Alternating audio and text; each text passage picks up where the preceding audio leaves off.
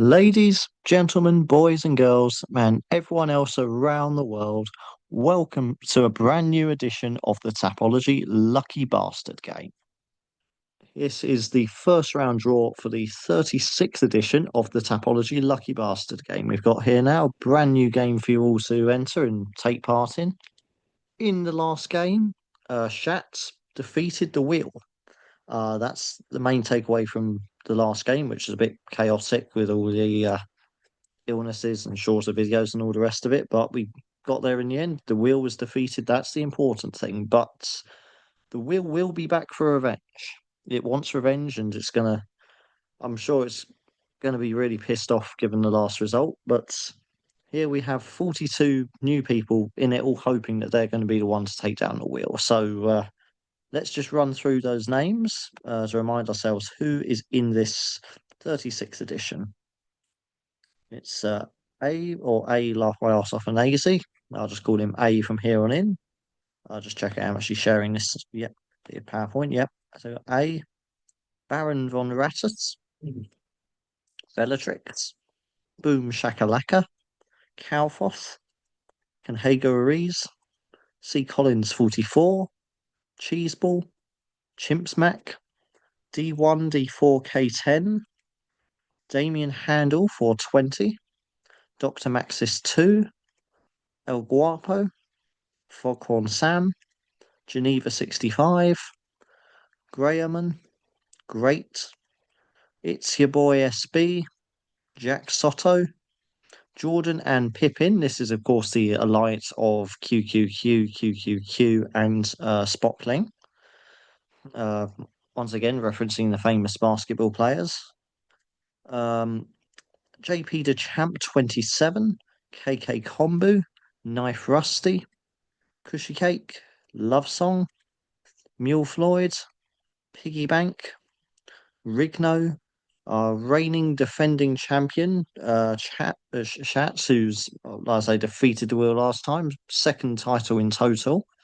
Hopefully, maybe he'll look to defend that title. Maybe he'll win a second one in a row. Sion 6, Spacey Fate, so I believe is making his debut in this game. So best of luck to you, and welcome to the game. Me, Steve Terry, the Dirty UFC Man, the Matchmaker, the MMA Historian, Tosh, Trail, Trig, Trostradamus, of course, the alliance between Tros and Costradamus, possibly seeing them for the last time if the comments in the thread are anything to go by.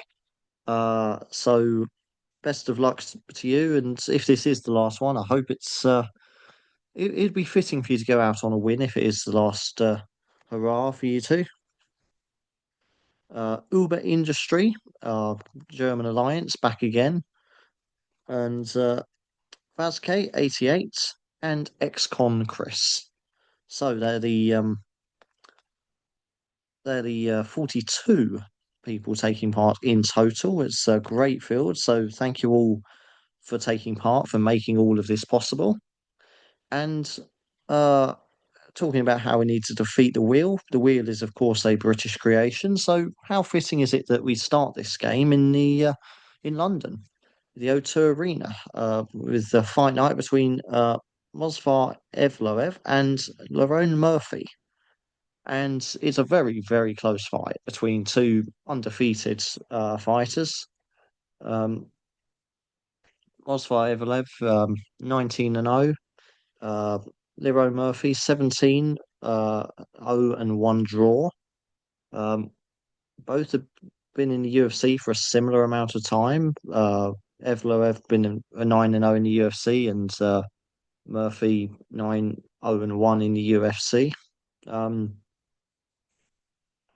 It's a very tough fight to call because both of them are very comfortable going over the distance. Evloev in particular, he wins quite a lot of his fights over the distance, but he's been beating all the top guys at featherweights. Sterling, Diego Lopez, Arnold Allen. He's been beating all of them by decision, and really should be the next in line for the featherweight throne, in my opinion. for a shot at Volkanovski's title anyway. Um, Lerone Murphy, on the other hand, again, I'd put him at a similar level to Evloev, maybe slightly below, but it's the thing with Murphy, again, very comfortable over the distance, but he's got that knockout power that can end a fight in an instant. We saw that last time with his spinning back elbow against Aaron Pico. Um, and in a fight like this, I'm always tempted, if it's close enough between the two fights, I'm always tempted to go with the one that's got that knockout power to end a fight in a moment. Obviously, British bias is a part of it. I'm not going to try and deny that for a second. So that's why I'm going with Lerone Murphy for a decision. But I'm just backing him in general because if it's a too close a fight to call, go with the one with slightly more knockout power. But anyway, you're not here to listen to my rambles, although of course that will be a side effect of this now that I've got my voice back completely. I'm here to ramble, here to torment you with my shit analysis. But anyway, let's get on with the game. Let's start with A, laugh my ass off a nazy,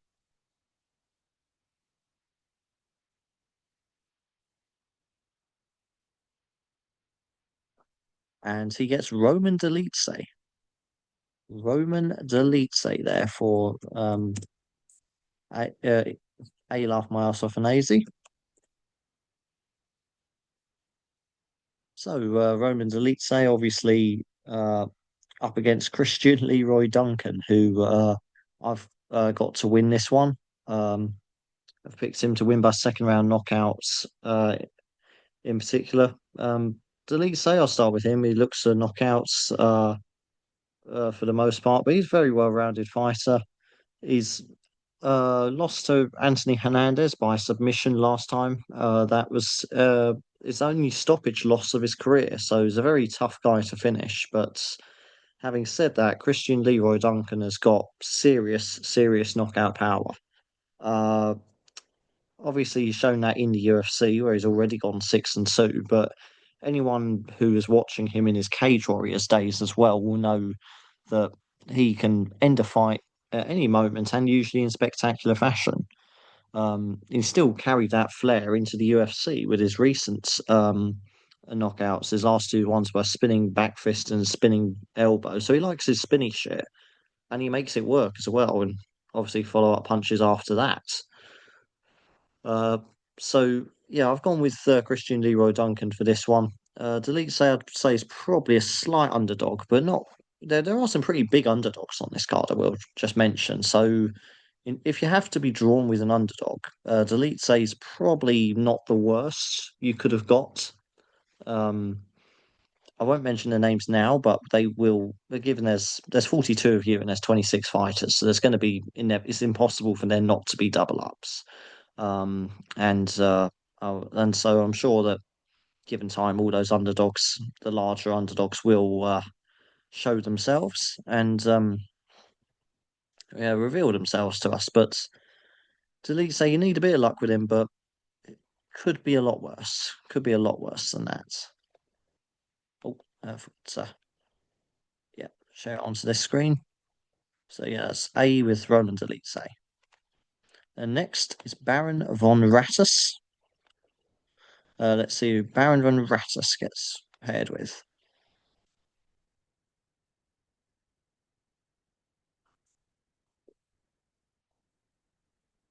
And Baron von Rattus gets Nathaniel Wood. It's Nathaniel Wood for Baron von Baron von Rattus.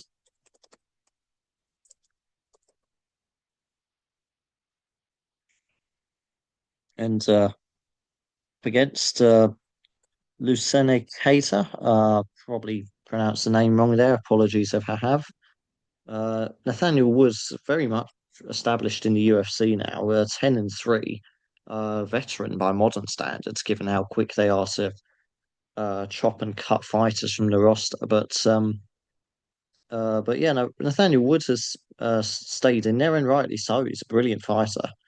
very well rounded, and he always looks to finish the fights as well, which I think is an important factor in why he stayed on the road, the roster as well, is because he's very entertaining to watch. And if an opportunity comes up to end the match, he's not gonna leave it to the judges if he can help it. Lucena Keita, on the other hand, is making his UFC debut, so there's a bit of a difference in experience here. Very experienced in Octagon MMA, the Czech promotion. Travels all around Europe, growing very steadily over the last couple of years in particular. They had a very large stadium show in Germany, I think last year. They broke their record, so it shows how quickly they're growing. Um, so a decent promotion to come from. Um, Starting to become one of the better ones in Europe, along with KSW, Ares, and Cage Warriors. Um, the only thing is, I still think he's going to lack a bit of UFC experience. He's shown at the regional level that yes, he's got the knockout power, and he can end a fight at any moment. But we haven't seen him up against the same kind of caliber of opponents that we've got used to watching Nathaniel Wood fight against. So, and I think that is going to be what counts against him. I think he's going to be tough enough to hang on in there till the end, but I've still got Nathaniel Wood winning by decision. Uh, so I think Baron Morata's got a decent pick here. I think the Rat should be through to the next round, even if I think by the bookie standards, I think they've actually got Keita as a slight favourite, which I don't agree with, but we'll see who's right come the end of it. Close fight either way. Okay, so Bellatrix next to take on the wheel. Let's see who Bellatrix gets. And Bellatrix gets Shamrock. It's, I'm not 100% certain, but his name's Shakelme Rock. Trains at, I don't think he himself is Irish, but he trains in a gym in Dublin. And I'm assuming his teammates must have told him, shorten it to Shamrock, like Shamrock. I love that name. Stroke of genius from them, if that is how it came about. Um, which I'm assuming is the logical reason, but I don't have any source to confirm that other than my arsehole. So just take that with a handful of salt. But anyway, Bellatrix gets Shamrock, um, and is up against Abdul Karim Al Sawadi. And this is Shamrock's second fight in the UFC. He lost his UFC debut against Nurello Alev by decision. Also comes from Octagon Promotions, had four fights over there, 4-0 in fact. And he's proven to be a submission expert. You usually try and get the opponent to the ground and submit them as soon as possible. That seems to be his game plan. Not interested in the stand-up fight if he can help it. Always tries to end the fight by submission where possible. And against Al Saradi, I think he'll do well to do that because Al Saradi's a very experienced opponent now, almost 20 fights into his MMA career. He lost his UFC debut, but again, he's proven to be fairly well rounded. He prefers to stand. Obviously, Shamrock's going to try and uh, trying to put an end to that, put a stop to all of that, and take him down. I think he will, but because I've got him to win by first round sub. But I think I wouldn't be surprised if Al Shawadi does put up a decent fight. Um, the only thing with him is he can be a little bit reckless because all four of his losses come by knockout. Does have a habit to take some stupid risks, although they were several years back now. So hopefully he's learned his lessons from them. He's not making those mistakes too much. I mean, obviously he got knocked out in his UFC debut, sure, but I mean this is the UFC. Anyone can get knocked out, so I'm not going to hold that against him too much. But anyway, I think Shamrock's going to win this. So I think Bellatrix has got a pretty decent chance of getting through to the second round here. Okay, next up is Boom Shakalaka. Let's see who Boom Shakalaka is going to be paired with.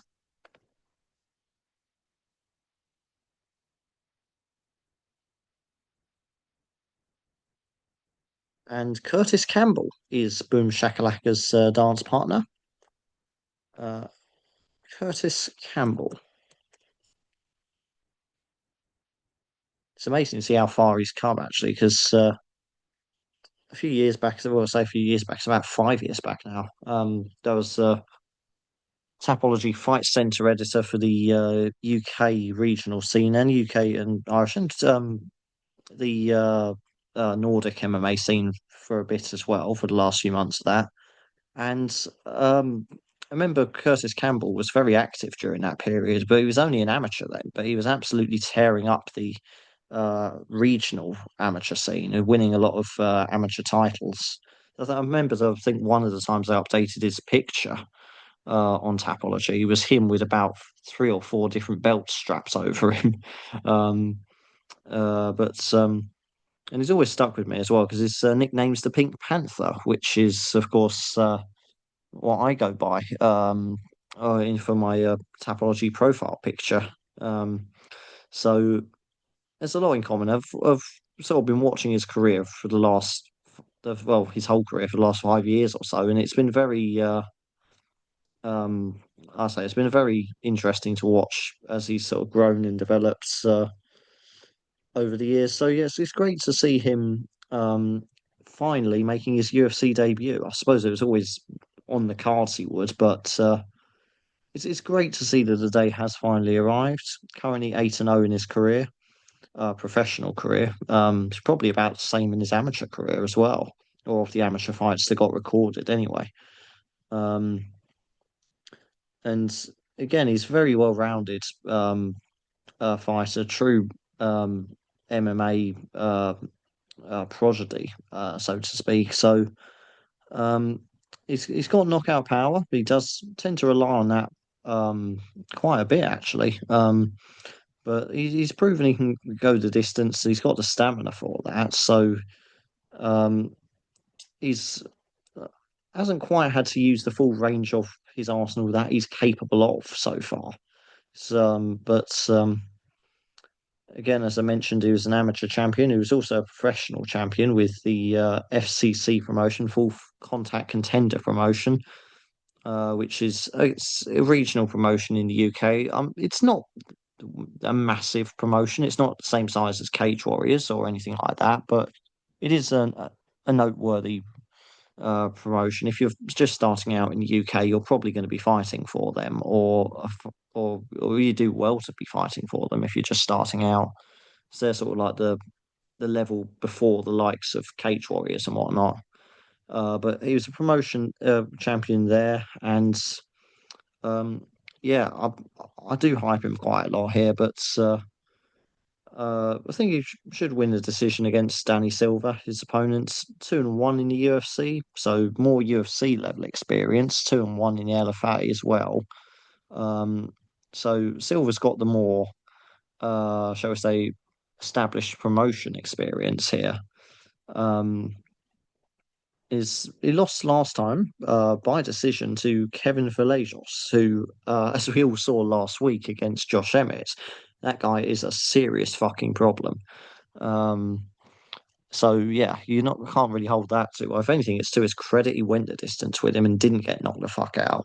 So it's so Danny Silver is one tough cookie, and that's partly why I'm saying Curtis Campbell's not going to finish him, but definitely going to win a decision by that. And I'm very confident in Curtis Campbell in this fight. I would be very surprised if he loses. If I was still in the Tapology Wagering League, I'd probably be going all in on Curtis Campbell. Uh, so yeah, I think Boom Shakalaka, for my money, has got probably one of the best you can have on this card. There are a few that I'd say are even more certain, but um, you can't go wrong with Curtis Campbell for my money. Okay, so next is Calfoth. Let's see who Calfoth is going to be matched with.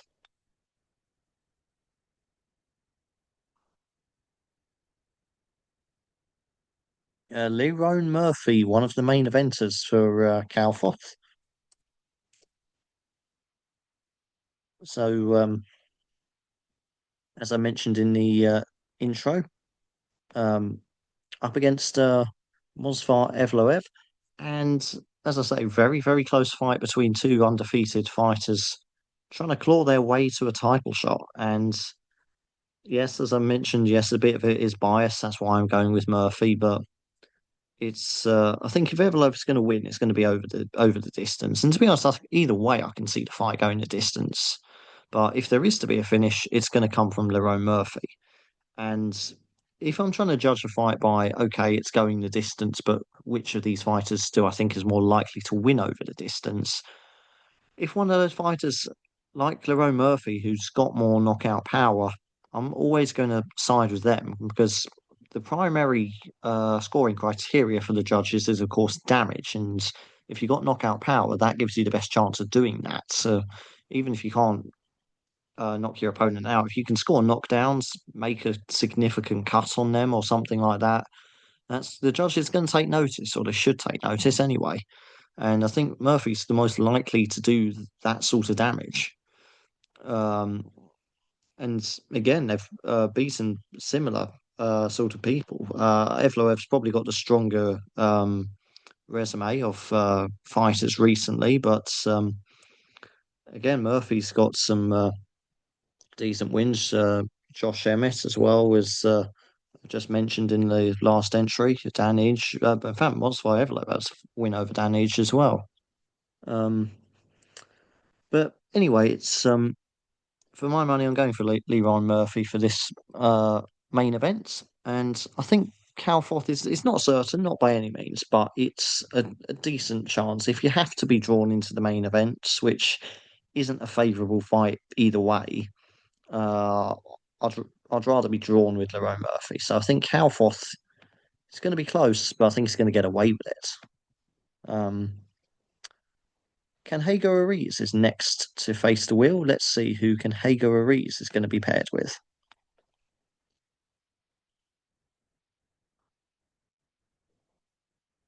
Well, I did say the underdogs would show themselves later in the video. You have Austin Lane. Austin Lane there for Canhego Ariz. Well, I'm sorry to have to type that out, frankly. Um, anyway, up against Iwo Baron Iwuski, which I know I fucked that pronunciation up, so apologies to him for that because there is not a chance in hell I've pronounced that name right. Uh, Obviously, undefeated not Turkish, Polish prospect. I don't know where I got Turkish from. Um, but one is that's why because one is UFC against Turkish fighter Ibo Aslan. So that's what I was thinking of. But no, you're not fighting Ibo Aslan. You're fighting Iwo Baranowski, who, yeah, is just pure knockout power so far. Spent most of his career in Babylon MMA, which for regional promotions, for the Polish promotions, I'd say it's second behind KSW. Um, Obviously, I'd rate him a bit higher if he came out of KSW rather than Babylon, but Babylon's still respectable promotion to be fighting in. And anyway, Austin Lane. Let's play devil's advocate here because after all, Kenhago Ruiz has been drawn with Austin Lane. Um, he has knockout power, but to be honest, that's about all he's got going for him. He's 1-4-0-1 in the UFC, so that's one win, four losses, no draws, but has got a no contest. Um, Lost four of his last five. He's been knocked out six times in his career, which that's not going to do him any favors long term, is it? Let's be honest. Um, and again, as I said, he has power himself. He's got knockout power. He has to be at this level, but really, it does feel like he's a lamb to the slaughter here. Um, the UFC have got this shiny new toy, this brand new, scary looking Polish prospect, and they want to show him off to a European audience, particularly. And yeah, this is just not. I just cannot see Austin Lane winning this at all, other than a freak knockout. But this is the definition of a puncher's chance. But even that's um, even the term puncher's chance is doing some heavy lifting here. So I'm afraid I think we'll be saying goodbye to Kenhager Ruiz after this round. So it could be an early exit for him, or most likely an early exit, to be frank. Okay, see Collins 44. Let's hope maybe one of the well, I was saying one of the big underdogs are in this, but obviously we got big favourites as well. Maybe one of the big favourites will come out for C Collins 44. He'll certainly be hoping so. And Axel Solar for C Collins 44. Axel Solar. Um, Again, another one. I think he's the slight favourite, but I don't think he's. Oh, I haven't got him. I've gone with Mason Jones again. Partly British bias. Again, I have gone with. I think I've gone with all of the British fighters actually. So yes, there's definitely bias involved here, but Axel Sosa. I'll admit it's a very very close fight. Um, Even if I think the bookies have got Sosa as a slight favourite, but I disagree primarily just because Mason Jones got more experience. He's had two stints in the UFC now. This is his second stint. The first stint, okay, didn't go very well, admittedly, but in his second one since last year, he's gone 2-0 in the promotion. His record currently stands at 3-2 in the promotion. No draws, but also a no contest as well. But the most significant thing with Mason Jones is, of course, his 12-0 Cage Warriors record, where he was also the champion in that promotion. To date, stands as the most noteworthy thing of his career, and any Cage Warriors champion is a serious force to be reckoned with. Um, he did come back to the UFC maybe a little bit early on his first stint, but I think now that he's back, he's gone back and gained that experience that I feel like he needed. So I think he's gonna be in the promotion for a while now. Um, Axel Sosa, again, he won his UFC debut. He came from Ares, so he's 5 wins, no losses, and a draw there. Also the champion as well over Ares, which again is, I would say maybe just behind Cage Warriors as the best in Europe for promotions. The top three are definitely Cage Warriors, um, Ares, and KSW. So I'd say that again, there's a similar level, but he just doesn't have the same number of fights in his career as Mason Jones, now standing at 17-2, Axel Sosa 11-1. I just feel that um, Sola's going to be just a little bit outmatched here. And for that reason, I've gone with Mason Jones by decision. But it is a close fight, so definitely worse underdogs to get. And if you're listening to the bookies, I don't think Axel Solar is an underdog. I think they had him as the slight favourite. But again, I disagree with the bookies on this one. But a sort of a 50-50 chance either way you look at it for C. Collins 44 here. Okay, so next, Cheeseball. Let's see who Cheeseball's going to be matched with.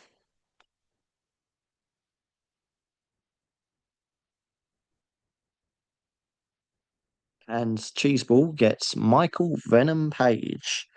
This seems weird seeing him as Michael Page. It should be Michael Venom Page. I know it's only a nickname, but um,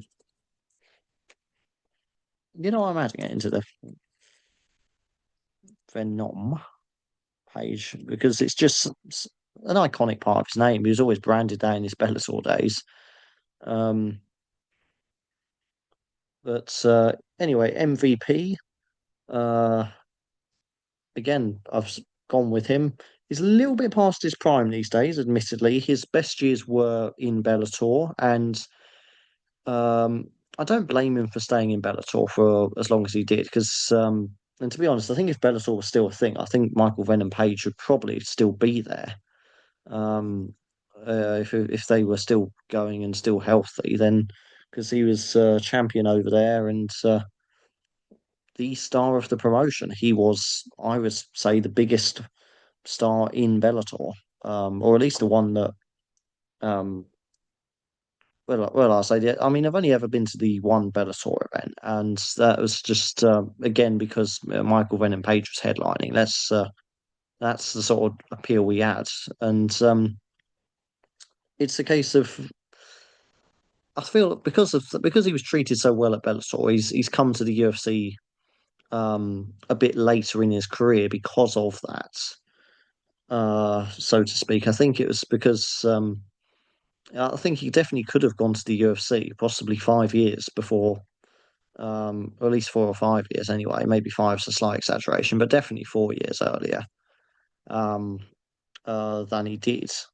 Um, so, and as I say, he's 38 now. He's given his best years to Bellator, but he's still a force to be reckoned with in the UFC. He's still, even though he's not quite as quick as he, maybe not quite as flamboyant, and he's definitely dropped a lot of the showboating from his time in Bellator, but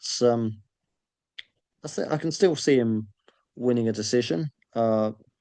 And again, it's and he has recently, last few fights, gone the distance a bit more, which I'm going to chalk that up to him being a bit for slowing down a little bit.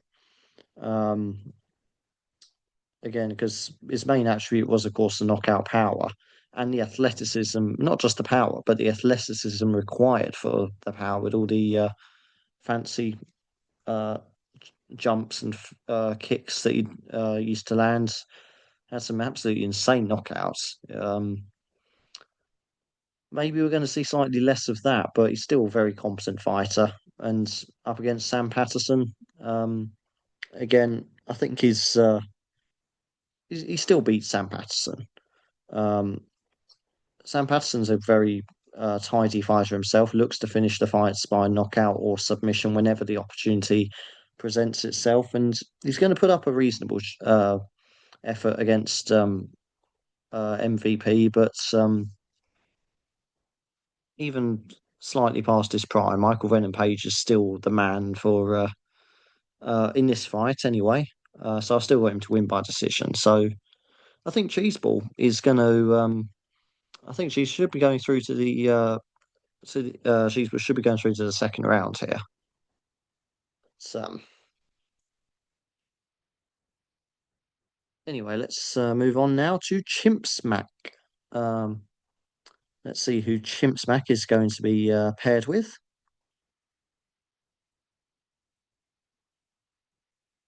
Oh, I was just talking about Michael Venom Page versus Sam Patterson. And Chimp Smack has got Sam Patterson. Um, Sam Patterson there for Chimp Smack. And as I said, he's a very well-rounded fighter, and I do like the fact that whenever a chance comes to finish, he will take it. And the trouble is, though, I just don't see Michael Venom Page giving him those kind of opportunities. If he was fighting slightly greener opponents, a bit more inexperienced, then yes, I could see Sam Patterson would absolutely be getting a result against a finish against the your sort of 10-0, 12-0 types. But he's been around a long time. Michael Venom Page is 27 fights into his career, 24-3. And yes, you can maybe make the argument he wasn't always fighting the toughest competition available, but he was still fighting some seriously good names in Bellator, the best they had to offer. So he was arguably still fighting the best outside of the UFC during that time. Um, and it's just like he's older now. He's got the experience. He's shown in the last few fights he's relying on that experience a bit more uh, definitely a more tactical approach um, to his slightly wilder younger days. Um, so that was so I think Sam Patterson's just slightly outmatched here. They still want to. I think the promotion's still very much looking to showcase uh, Michael Venom Page. Very tactical matchup for him. Let's be honest, because there are fighters in the UFC that can beat Michael Venom Page. Ian Machado Gary, of course, one of them, but he beats most people at welterweight. So not really, not really can't hold that one against Mr. Page. But just stretch my legs a bit there. But yeah, anyway, it's I think Sam Patterson's going to be in for a long night. He'll put up a good fight, but it's a fight I think is ultimately destined to lose. So I think we'll be saying goodbye to Chimps Mac at the end of this round. Okay, D1, D4, K10 is next to discover his fate. Let's see who he gets drawn with. He gets drawn with Luzeni Keita. Uh, Luzeni Keita there for Keita. Uh, for D1, D4, K10. And yeah, as I've said earlier, he's up against Nathaniel Wood. That gives us our first head-to-head, actually, doesn't it? Who else had Nathaniel Wood earlier? Uh, who was it? Baron von Rattus, of course it was. Baron von Rattus had Nathaniel Wood earlier, so that's our first head-to-head. Baron von Rattus versus D1, D4, K10. Um, so how do I see this one going? It's as I've said earlier, Nathaniel Wood, very experienced fighter, bit of a veteran in the UFC with 13 fights there now, and um, again, if the opponent makes a mistake, he's gonna finish it off. And it's not impossible that Keita makes those kind of mistakes. He's experienced enough that he shouldn't do, but um, and of course, Wood is going to have to look out for that knockout power that he presents. As Keita can always, you can never ever count out a fighter that's got the sort of power that he does. So you'll have to be careful. But again, I'm not saying anything that Nathaniel Wood wouldn't and his team wouldn't already be considering. Um, so I'm sure they've found a way to navigate that, uh, and I think they'll get a decision win there for Nathaniel Wood. So D1, D4, K10 needs a little bit of luck with Luceni Keita.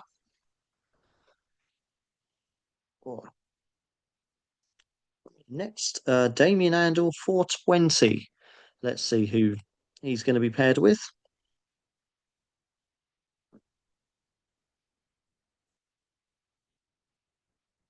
And he also gets Michael Venom Page, Damien Handel with Michael Venom Page as well.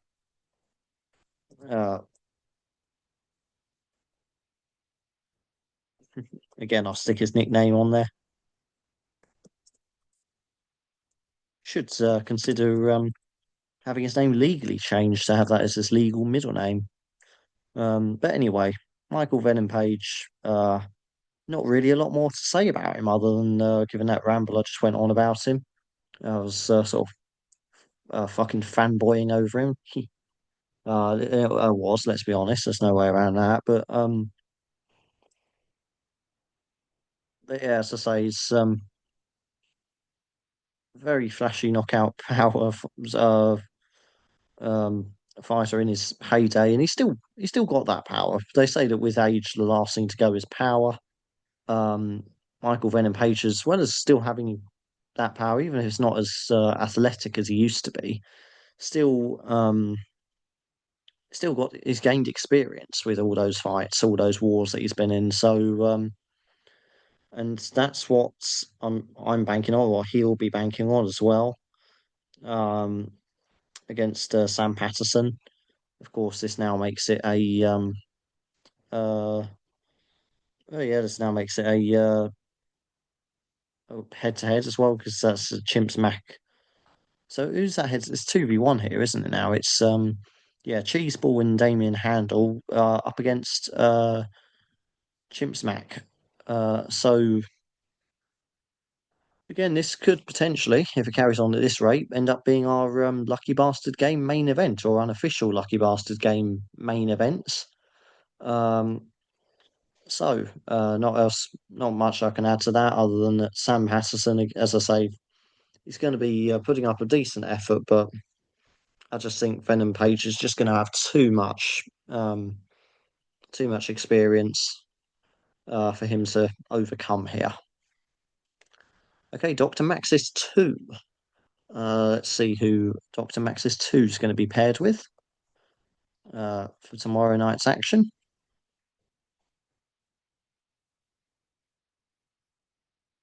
And he gets Ravina Oliveira uh, opening the cards. Ravina. I am making more of an effort to try and spell these names correctly, given this new format, where I've got the cards. Yeah,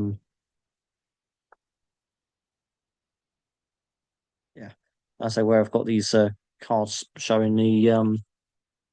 I just feel like it makes it a bit clearer, but compared to the old list that we used to have before. But anyway, I still rely on that list, but it's uh not in the video, not in this video anyway. Still jot the names down in there after the video's done to make it easier for me to categorize who's in and out. But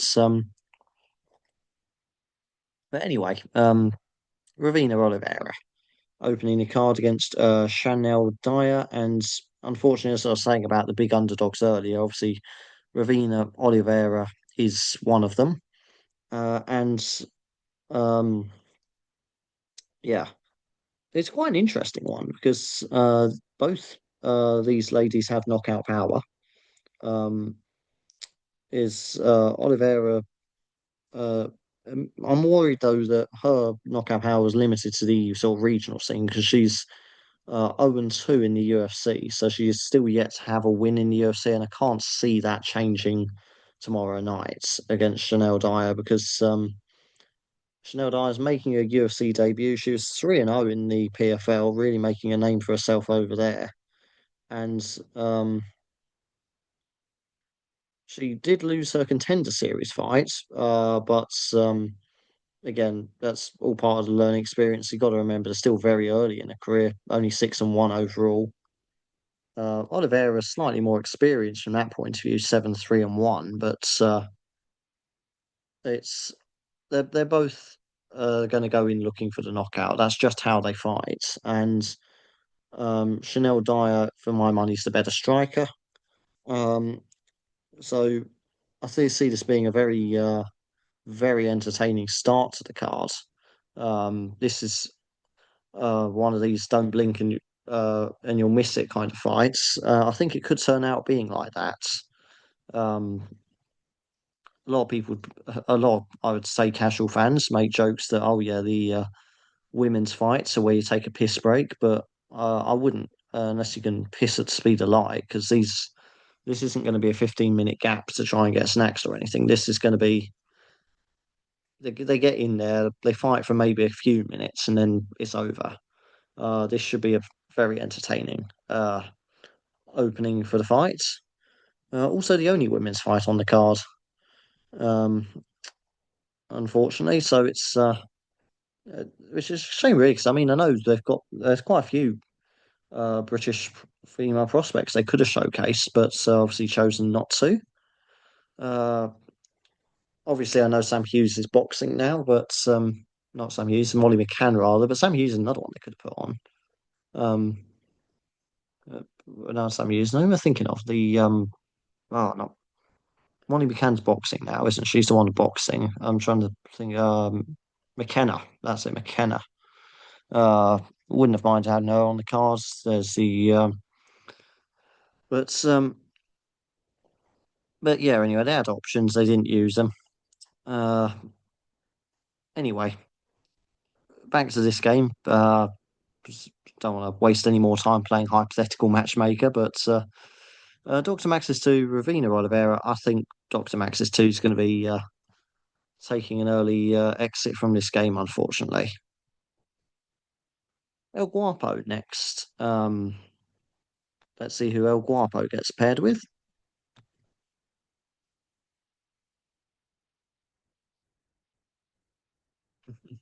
He gets Shamrock.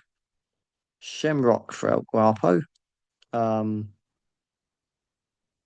as mentioned earlier in the game, somebody else had him. Try and scroll back up, see the permutation quickly. I think it was one of the early ones, wasn't it? It was Bellatrix also had Shamrock.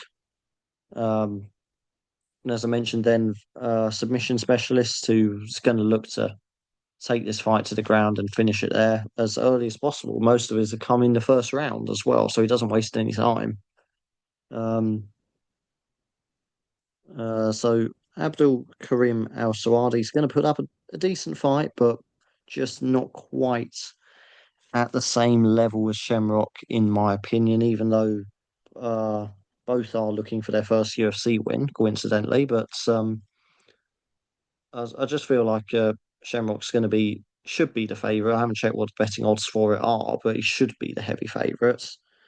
El Shawadi, to be fair, he's sort of gone around the promotions a fair bit, also in LFA as well. Um, but again, I think it's just a very bad stylistic matchup for him. So El Guapo is Shamrock there, and I think El Guapo is going to be going through, along with Bellatrix, of course. So a Foghorn Sam next to see who he's going to be matched with.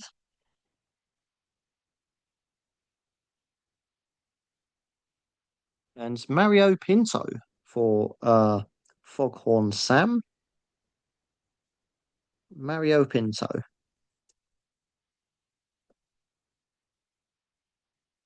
Uh, Portuguese fighter, but British fighters will be very familiar with him. He's been fighting in the UK for pretty much his whole career. Uh, at least that's probably became aware of him when he was about 3-0. But and again, I remember there was one of the things with back when I was a Fight Center editor as well, because there was another fighter with a similar name. They had to, when I was sorting one of his fights out, I had to clarify, yes, that's this guy, not the other guy, because there was another guy with a similar name, but obviously wasn't him. But just with the Tapology system, it's just important not to get them muddled up, which obviously we didn't, because the other guy that's was also on the database. I think he was also a Portuguese fighter, but he'd only had one fight back in Portugal, but that was about 7 or 8 years ago.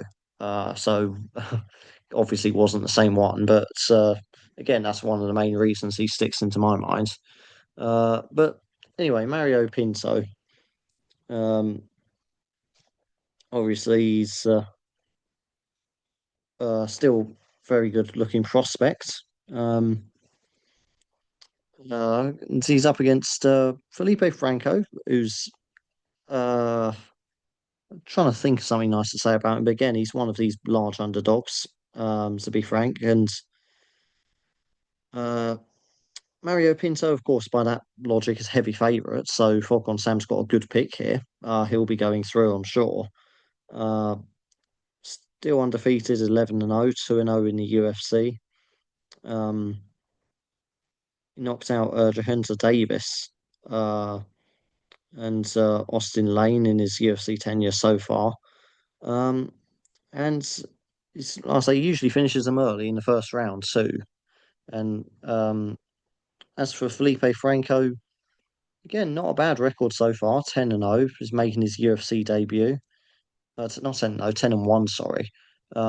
Making his UFC debut, 0-1 in the Contender Series. So he lost his Contender Series fight, but the UFC obviously still kept him on their in the list of contacts in case they and this is a bit of a trend. I'm going to go a bit off on another little ramble here, but this is another little thing I tend to notice. There's quite a lot of obviously all the winning fighters on Contender Series. They pretty much end up in the UFC.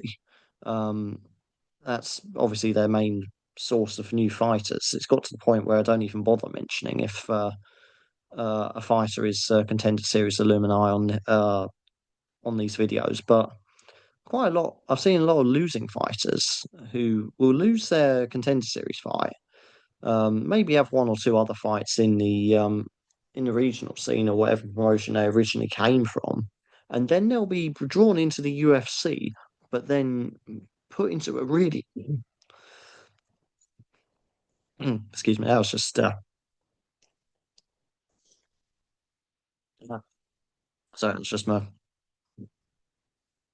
voice going a bit. Then it's mostly shaking off all the coughs and shit from the last few weeks, but yeah, no, that was just me choking on my own words there. That wasn't uh Dana White or Hunter Campbell trying to silence me. But anyway, what I was going to say is I have noticed with a lot of these uh, prospects is they do the ones that lose the contender series and then go back to the UFC a few fights later, seemingly out of the blue. They tend to get really shit matchups. Uh, it's usually they get someone like Mario Pinto, who's a great prospect in the promotion, want to build a star out of, and they think, right, who's going to be a good opponent for them to fight against? And they go, oh right, hang on, we got this guy. He lost his contender series fight last year.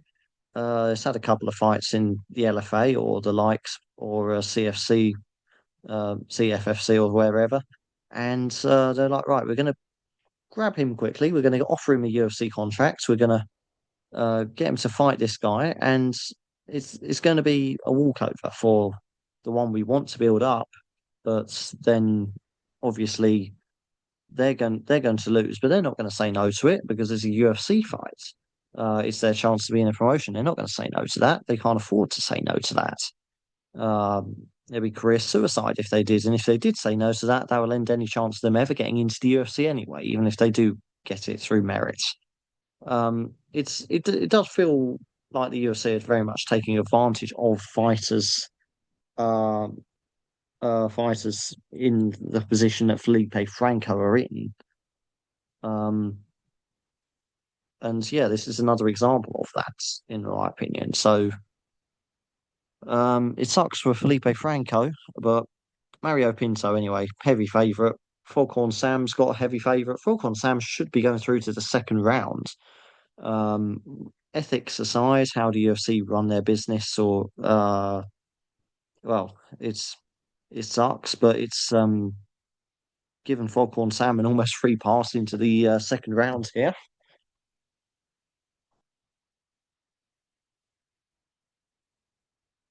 Stand up, stretch my legs a bit again. Um, I'm honestly falling apart in my old age. Honestly, I could never do what these guys do. I could never be a fighter.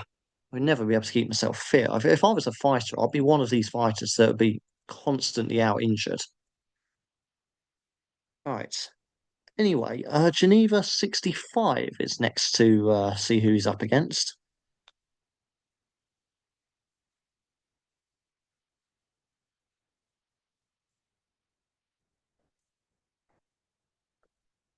Antonio Tricoli.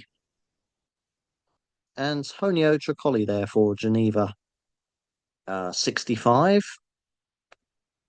Uh, Tricoli. Um, and as I said, there's a lot of big underdogs on this card. Unfortunately, Geneva 65 has just been drawn with one of them. 2 and 3 in the UFC. All in a row, all finishes. There's not really any way of sugarcoating that. That is as bad as it sounds. Um, Up against Mantis Kondratavicius, who I probably haven't pronounced that name right either, but so apologies to him if I haven't. Who's making his UFC debut, and always looks for knockouts. And if he can, but to be fair, it's like he's got a couple of subs on his record, so he can. He's proven he can win by submission as well, even if he does uh, prefer to strike as his primary method of winning fights. And funny enough, never won or lost a decision. Never gone the distance at all, which I suppose you could see that as a sort of negative, actually, saying, "Oh, well, how's he going to be if he goes over 15 minutes over 3 rounds?" And that is a genuine criticism, but if I'm being honest, I don't think Antonio Tricoli is going to be the guy who's going to take him 3 rounds. Um, that time will come one day, but I don't think it will be tomorrow night. I think he finishes Antonio Tricoli in the first round, if not the first, definitely the second. It's yeah, like I say, it's just with Tricoli, you don't really know what you're getting really because he's at a regional level. He's won by knockout. He's won by knockouts. He's won by submissions. He's won by decisions. He looks really good at the regional level, um, but then again, he just sort of chokes at the UFC level. So he's just not a UFC caliber fighter, in my opinion. Whereas, okay, Mantas Drastavicius hasn't quite proven himself yet. This is only his UFC debut. This is very much his proving grounds fight tomorrow night, but he's definitely worth a shot and in the promotion, and I think he's going to do all right. Maybe he's going to get a bit of favourable matchmaking like he has here, but I think he's going to be able to hold his own. I don't think he's going to be one of these fighters that goes 1-2 in the promotion and then gets cut, or um, even though that is the fate I can see for Tricoli. Actually, he's 0-3 as I mentioned. After tomorrow night, 0-4 in the UFC. I think at that point he's getting cut. Um, so yeah, there's not really any way of sugarcoating this one. I think Geneva 65's out. As good as out already, I'm afraid. Um, but best of luck anyway. Here's hoping for an upset. Um, who knows? Stranger things would have happened in MMA, of course. So we move on now to Grahamon. Let's see who Grahamon gets paired with.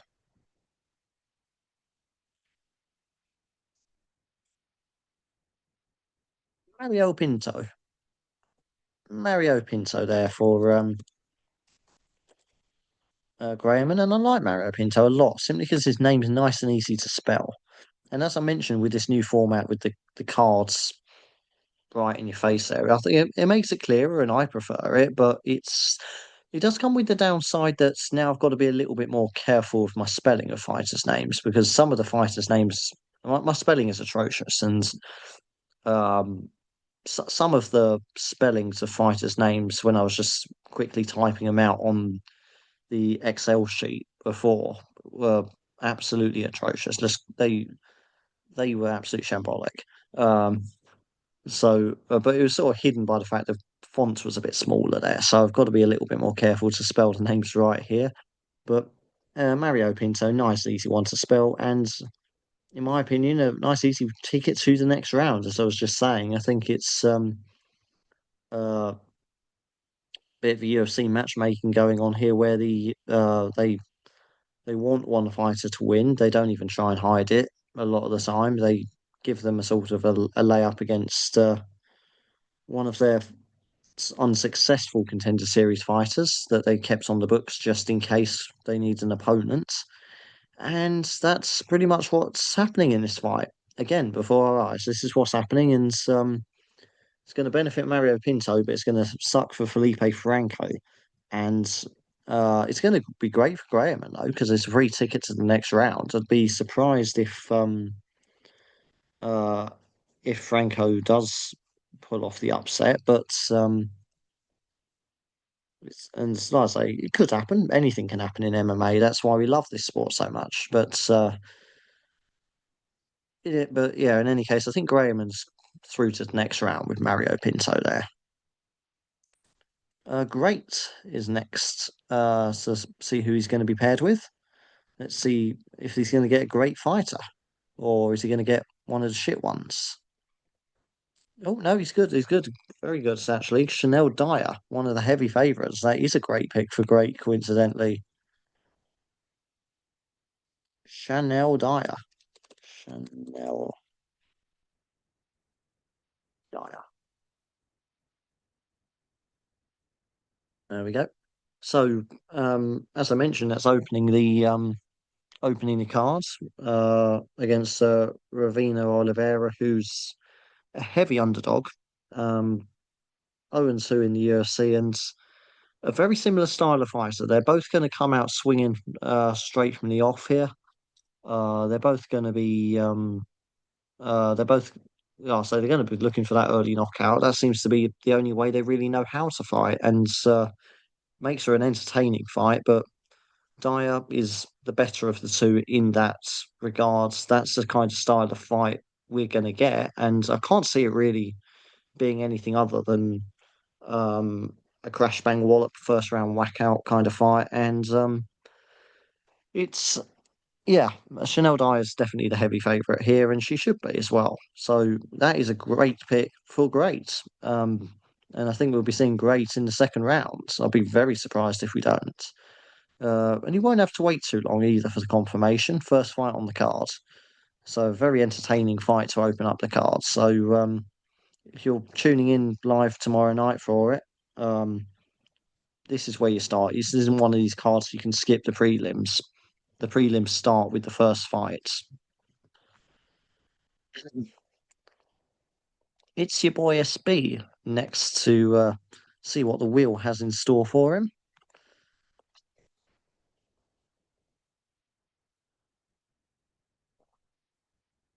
Oh, also get Chanel Dyer. Two in a row there. Chanel, two in a row there for Chanel Dyer.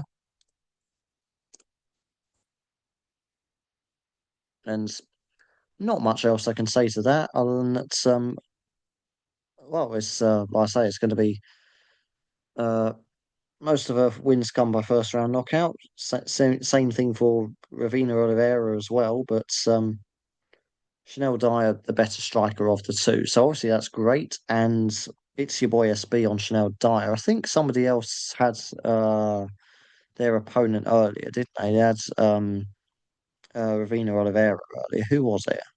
Who had Ravina Oliveira earlier? I'm sure someone did.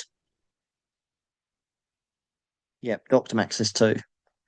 So that's a, I suppose, could be even the unofficial Lucky Bastard game, um, unofficial main event, so to speak. Michael Venom Page's match, I think, is also still a 2v1.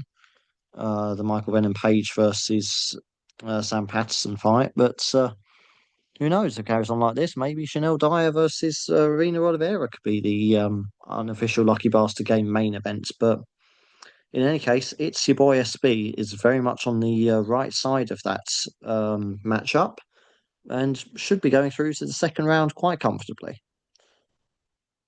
Okay, Jack Soto next to face the wheel. Didn't actually bring it back to the hang on page am I on, but yeah, that's just confirmation there. Chanel Dyer, it's your boy SB. Right, so now most importantly, go back to the wheel so you can actually see that you are being drawn with the one it's being spun at. Jack Soto. Let's see who he's going to be matched with. Axel Solar for Jack Soto. Axel Solar for Jack Soto there. And as I mentioned, he's the um, Sosa rather, not Solar. Um, um, as I've mentioned, he's the I think he's the bookie's favourite against Mason Jones, but I think, in my opinion, Jones should be the favourite. Um, I think I say he's that caliber of experience and being the Cage Warriors champ. Is the a lot more experienced than Sosa. Even if Sosa, to be fair, he's been around a bit. He's, like I say, he's at Ares as well. He's 5-0 in Brave FC as well. So he's travelled about a bit and he's fought for some very, very respectable promotions. But I still rate being a Cage Warriors champion over that experience, even if Sosa's experience isn't anything to snuff at himself. But I think Jones should be favourite. That's I just can't shake that feeling. He's going to get the win. He's going to win by decision. That's my opinion on that one. More experienced and I say more well-rounded as well. It's just um, yeah. I just think that Jones is just a slight level above Sosa here. So Jack Soto again, decent chance of getting through. It's 50-50 at least, but I just can't see it happening. I'm a little bit too confident perhaps in Mason Jones here. Okay, so we on to our first alliance, Jordan and Pippin. That is of course QQQ, and Spotling's alliance. Uh, I dare say they went out in the first round last time. I could be wrong, but I'm pretty sure they did. So let's see if they can be a bit more fortunate this time around. Get that slam dunk and the 5-pointer or whatever it is in basketball. Um, I don't know which one counts for more, but yeah, I mean a slam dunk's got to be at least 10 points because they look awesome, don't they? Anyway, um, let's see who their fight is going to be. And it's Abdul Karim Al Sawade there for Jordan and Pippin. And this is going to take a while I spell the name out. Um, Abdul apostrophe Kareem space Al apostrophe Cell Sewady. Think I spelled that right. Apologies if I haven't.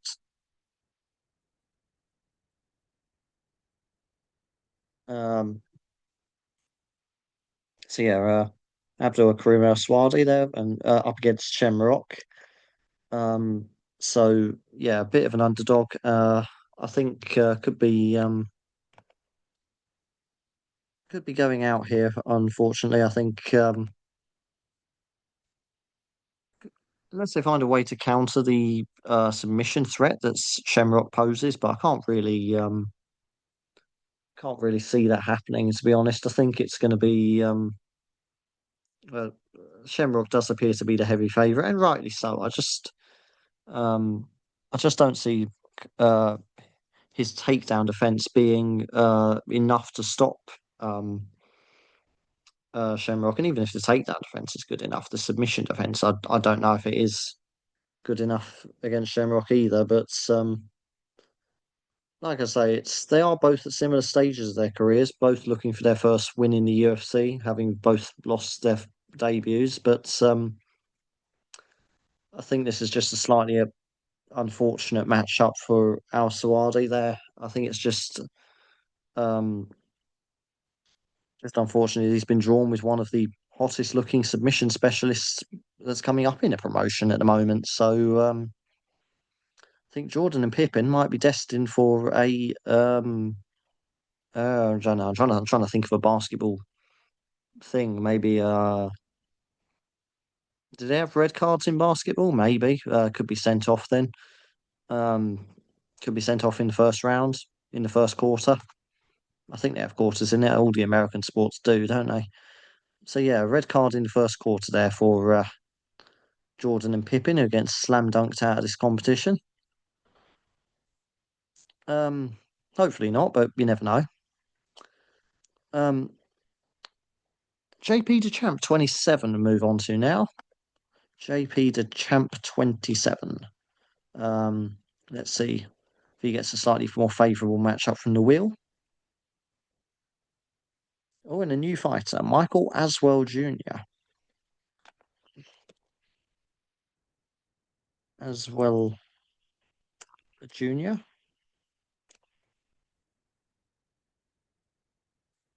Okay, so in the co-main event against Luke Riley. Again, Luke Riley should be the favourite. I've got him by a second round knockout.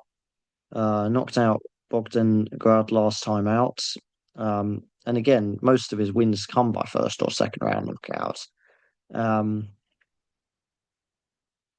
and I think Michael Aswell Jr. is going to be definitely up against it. He's one in the UFC, so he's got off to a respectable, steady start, even if he hasn't set the promotion alight necessarily.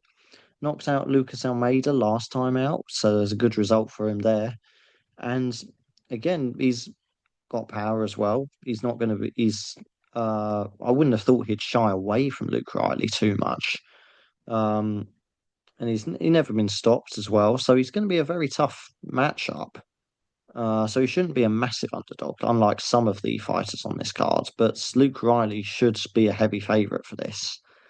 I just think that, like I say, he's 11-0 in Cage Warriors, which is, as you all know by now, is a promotion that I massively rate. Um, it's so yeah, he's going to be going into this one as the favourite, and I think it will inevitably be a striking exchange. Like I said, I don't see Aswell Jr. backing off at all from the fight, and that could be his undoing uh, against someone with the striking ability of Luke Riley. So I think this it could be a bit of an early night, so early game for JP to Champ 27. We'll give him a shout out for his game that he runs. So the baddest motherfuckers game. Very simple to enter. It's a scoring base one. It's basically post your predictions. The more accurate they are, the more points you get. Very simple. Very simple game to play. All you have to do is just post. If you're making UFC predictions anyway, just throw your picks in there. And unlike this game, you can join that game at any time as well. This game you have to be in from the first round. Uh, there's still a couple of rounds in this quarter of his game, the baddest motherfuckers game, but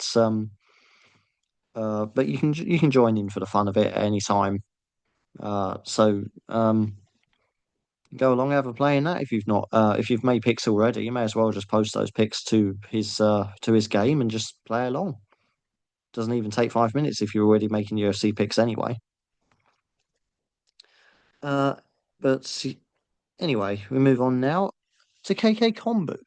Uh, One-time alliance partner with myself, actually. Didn't bring the screen back there, did I? Um, JP DeChamp 27, just to confirm, Michael Aswell Jr., KK Kombu. So KK Kombu next. I say he did form an alliance one time, very unsuccessful alliance. But I think he's going to be more successful this time. He's got Nathaniel Wood. So Nathaniel Wood there for KK Kombu. Nathaniel Wood. Shit, I've clicked the wrong. There we go. KK Kombu, Nathaniel Wood, back to the right slide. So, as I said, he's got the task of welcoming Luceni Keita to the promotion. Keita's 10-1 in Octagon. And again, scary knockout power on him, but Wood should navigate that quite easily, I think, because like I say, he's got 13 UFC fights under his belt now. You don't last that long in the promotion without knowing how to tame knockout artists um, like Cater, and uh, Woods himself's got knockout power.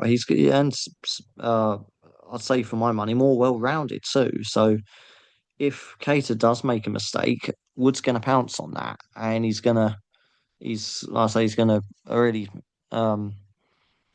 make him pay for any mistakes that he does make. But yeah, as a it's come up a few times now, Nathaniel Wood, and I think he should be going through. I think this is a good pick here for KK Kombu. Right. can see him getting through to the next round here. But let's see if Knife Rusty will be as lucky. Let's see who Knife Rusty is going to be matched with.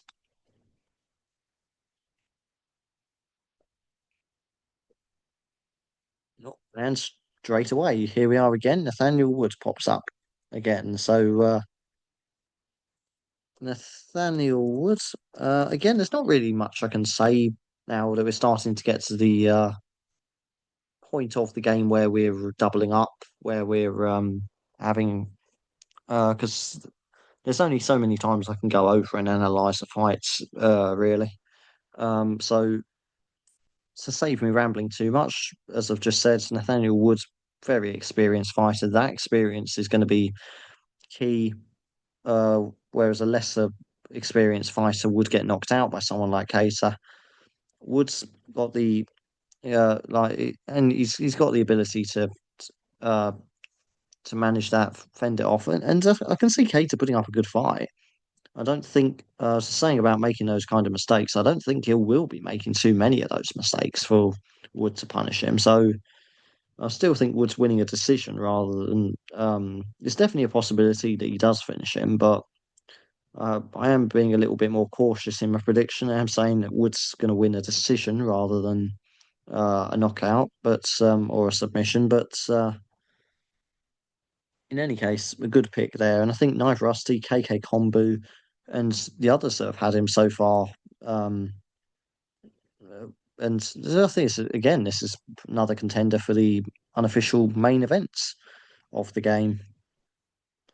So, but yeah, anyway, as these fighters come up repeatedly now, it's obviously the analysis is probably going to get a bit shorter, which I'm sure you'll be delighted to hear. Right, Cushy Cake. Let's see who Cushy Cake is going to be matched with.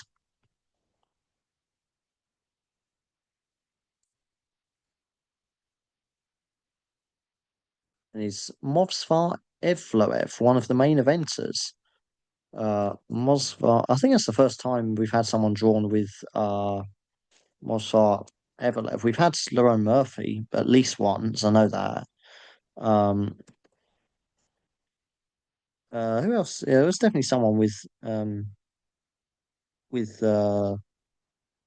Murphy in this. Let me just go back to my PowerPoint. Who had Lerone Murphy? I'm curious now. Um,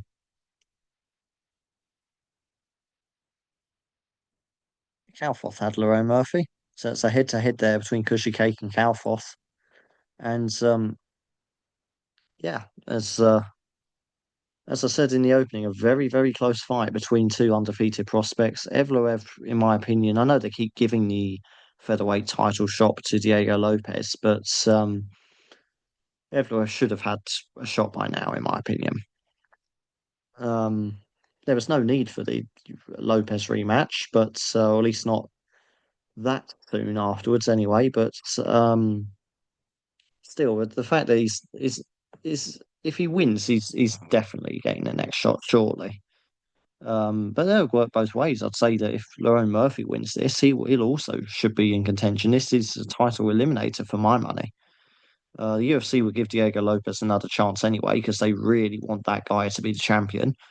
Um, but but yeah, no, it's Lerone Murphy. I've picked him by decision. I think he is, despite being on home soil, a slight underdog here, and I can see the reasoning behind that. Evloev has a better recent resume, but Murphy, as I said, you just can't write off. Well, gonna do my voicing again, aren't I? Right. Um, you just can't write off fighters who, with that kind of knockout power that he has. Um,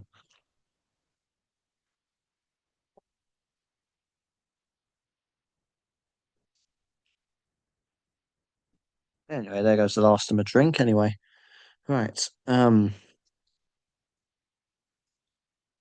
But as I was saying, Murphy, it's should be the slight favourite in my opinion for this, but it's a 50-50 either way. I wouldn't bet any money on either of them, and I don't envy anyone who's being drawn into the main event here in this game. But if you have to be, I'd rather be on the side of Murphy. But Cushy Cake, he might disagree. He might see it the same way the bookies do. That Evloev have been the slight favourites. Um, it's a reasonable take as well, but um, I suppose I'd have to ask him what he's hoping for out of that. But well, obviously, it's going to be what he thinks is going to happen. I mean, obviously now he's going to be hoping Evloev wins. But in any case, it's 50-51. Definitely could have been worse, that's for sure. Love Song. Second appearance in the game, I believe. Best of luck. It's a love song.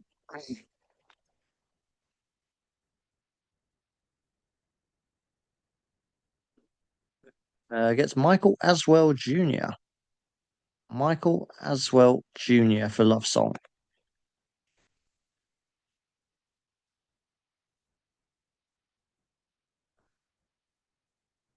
So in the co-main events, up against Luke Riley, who, in my opinion, should be the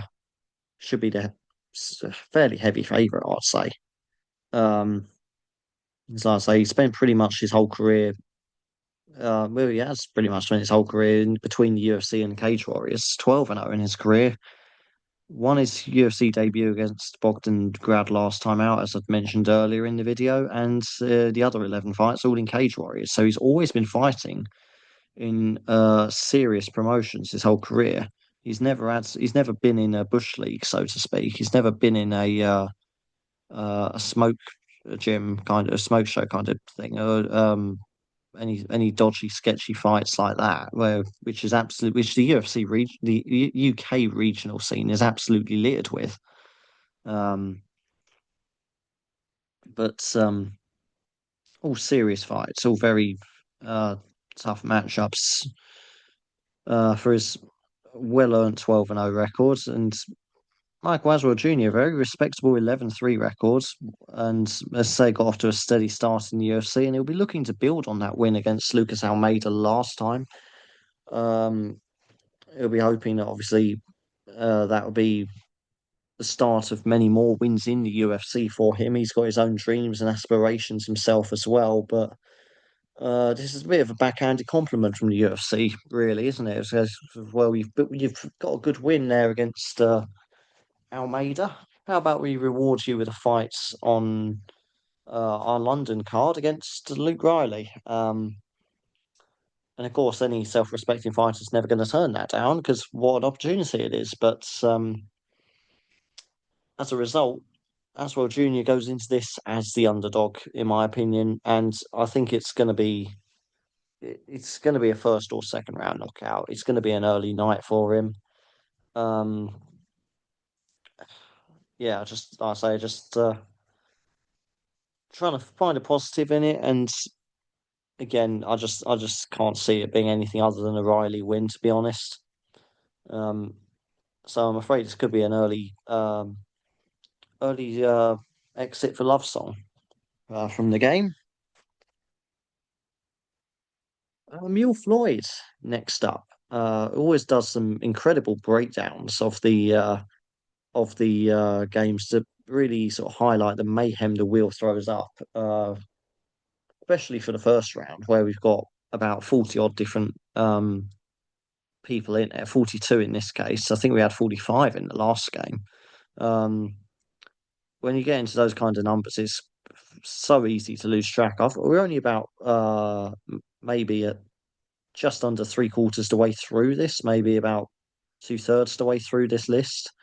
Um, and I've already lost track of the double ups that have occurred and who's the head-to-heads that have occurred. So just want to say massive thanks to Mule Floyd for doing that. As from watching the fights on my laptop and just scrolling Tapology on my phone, that's makes it a lot easier to sort of keep track in the game. Obviously, I always double check the results afterwards, but in the moment, it's fun to see what's at stake in the next fight coming up. Um, so yeah, thanks for doing that, and let's hope you get a favourable matchup. Let's see if you're going to be going through to the second round. And he gets Brando Perisic. Again, I've probably not pronounced that one right. I'm definitely not going to spell it right because I don't even know what those accents mean. But Brando Perisic um, for Mule Floyd there. And up against Louis Sutherland. I've got to win by first rounds knockout. That's my pick for that one. Um,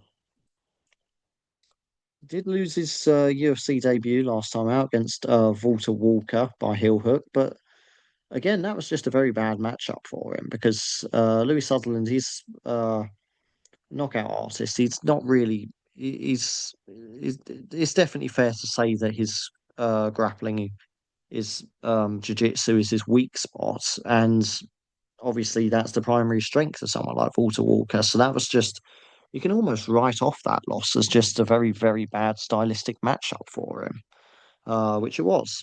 Um, I think this he'll be getting a win this time around. Who I forget Brando Perisic, who does actually have the better UFC record. 1-0 having won his debut. Less experience overall, 5-1 in his career compared to Sutherland's 10-4 now. But in my opinion, I think the power that Sutherland possesses is just going to be a bit too much for Perisic to handle. Um, he's Perisic himself prefers to win by knockout if he can. All of his wins have been finishes, actually. Four knockouts, one submission, and uh, all in the first round as well. So he likes to just go in there and get the job done. And again, it's same can be said for Sutherland as well. That's the thing. It's a more favourable matchup from Sutherland from that point of view because they're taking two fighters who like to have a good uh, come out swinging, come out good, have a fight right from the off, and try and knock each other out as early as possible.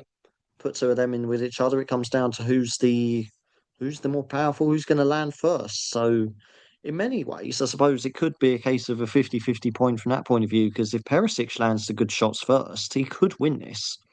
That's not beyond the realms of possibility at all.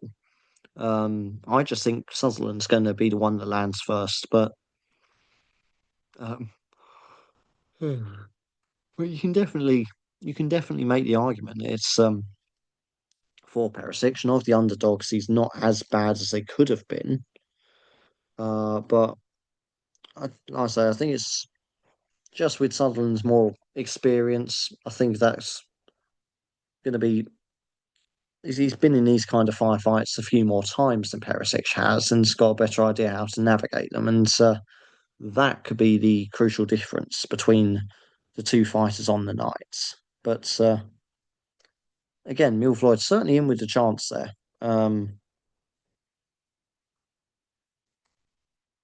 Okay, Piggy Bank next. See if he's going to be going through. Let's see who Piggy Bank's being paired with.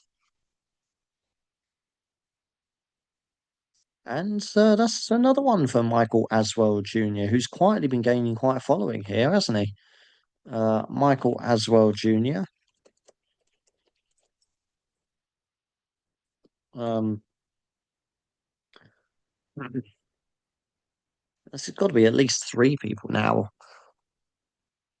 on him against Luke Riley. I don't think anyone's had Luke Riley yet.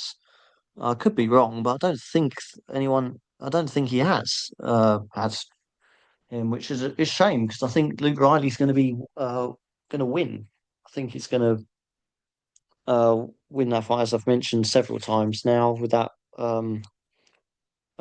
having spent pretty much his whole career in Cage Warriors. So he's always had great fights, great fighters lined up, and I say the best I can say for Michael Aswell Jr. is he's going to be hoping to build on that win against Almeida last time, but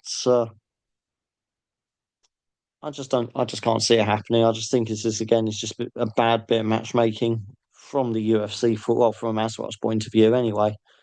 That's they're taking a little bit of momentum that he's building and then throwing him against a fighter who's got even more momentum behind him. And I mean, it's a good bit of matchmaking from the fans, I suppose. We always appreciate these kind of matchups, but not so much for fighters in Aswell Junior's position here. But and again, I think piggy bank is well. I mean, I wouldn't bank on this. Wouldn't bank on him going through, but unfortunately, it could be a first round exit for piggy bank there. Okay, Rigno is next. Let's see who Rigno is going to be matched with.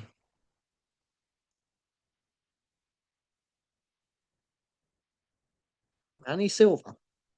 It's Danny Silver for Rigno there.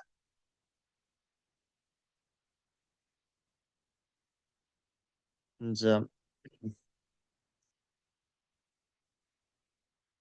up against Curtis Campbell, the prospect I've rate very highly, having been watching him since his amateur days.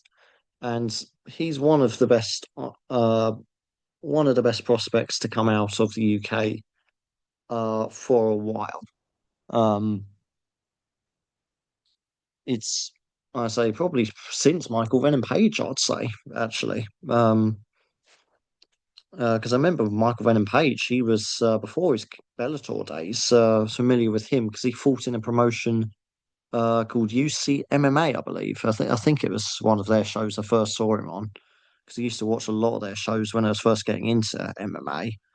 I think it was there's Ultimate Challenge MMA. Unfortunately, I haven't done any shows since the pandemic. I don't think, which is unfortunate. But yeah, Curtis Campbell is prospect I'm rating very highly, and even though Silver's slightly more experienced, and um, in a way, I almost feel like the UFC know how good Campbell is as well, and the fact that they're throwing him in with someone who's got a winning UFC record after three fights, 2-1. I think that shows just that they know just how good Campbell is. Even if he hasn't necessarily got been challenged so far. This is probably the biggest challenge of his career so far, without question. Uh, but it's a fighter I think he's ready to take on. I think he is ready to take on um, definitely the lower level ranked UFC fighters. Well, maybe not ranked just yet, but lower level in the UFC is what I mean at featherweight. But any ranked featherweights is still needs a bit of time to improve. But um, any of the lower unranked ones, yeah, I think is Curtis Campbell is UFC quality. And I think Danny Silver's got the inevitable task of welcoming him into the UFC. But so yeah, I think Rigno's going to need a fair bit of luck here to get through. Okay. So up next, our golden boy, Shat, who defeated the wheel last time out. Um, our current reigning defending Lucky Bastard Game champion. Um, and well, it's the only downside here is you think that the wheel, if you're superstitious, is going to be out for revenge. You really pissed off the wheel with that win last time because the wheel was the defending champion the game before, the 34th edition. But let's hope that's not the case. Let's hope that the wheel slips up, gives you an easier fighter, so maybe you can take him down again. Oh, and he has Mario Pinto. Mario Pinto there for Shat. And yeah, that is a good matchup. That's about as best as you can hope for. Um, because I can see him winning by first round knockout against Felipe Franco. Massive favourites. So I've covered that quite a few times now. And we saw what he did to Johanna Denise and Austin Lane so far in the UFC. I think he'll be adding Felipe Franco's name to that list as well, um, which is going to be a very unfortunate start to Felipe Franco's UFC tenure. Uh, and and again, he's a very, no, I say, he's a very entertaining fighter himself, pure action, Felipe Franco. So um, I don't want to see anything bad happen to him, but I think he is getting knocked out here. I think this is definitely um, a bit out of his league and bitten off a little bit more than he can chew here with this matchup. So um, yeah, that's just the nature of the sport. I think he's getting knocked out here, but I'm just hoping he's all right after the fight. But I think Shat, our current defending champion, he'll be marching on into the second round because he's got Mario Pinto, of course. So I think he'll be very happy with that one. He should be, and it'll be a major upset if our champion goes out in the first round here. Okay, CN6 next to take on the might of the wheel. Let's see who CN6 is going to be matched with. And you get Sam Patterson. Sam Patterson there for CN6.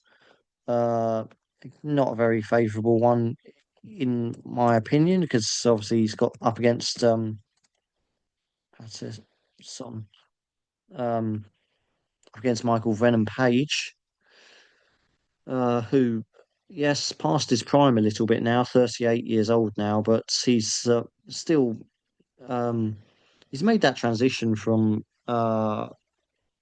the that's okay. I suppose what I'm trying to say is obviously he was very athletic, flamboyant fighter in his prime, but a lot of fighters they don't abandon that style as they get older and their reflexes aren't quite the same. I think, but Venom Page, he's been very smart about how he's gone about his career.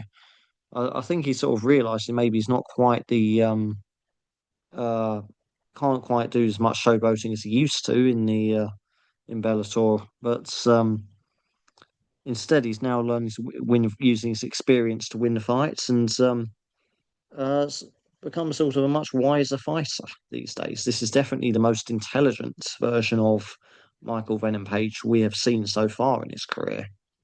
Um, which bad news for Sam Patterson, obviously.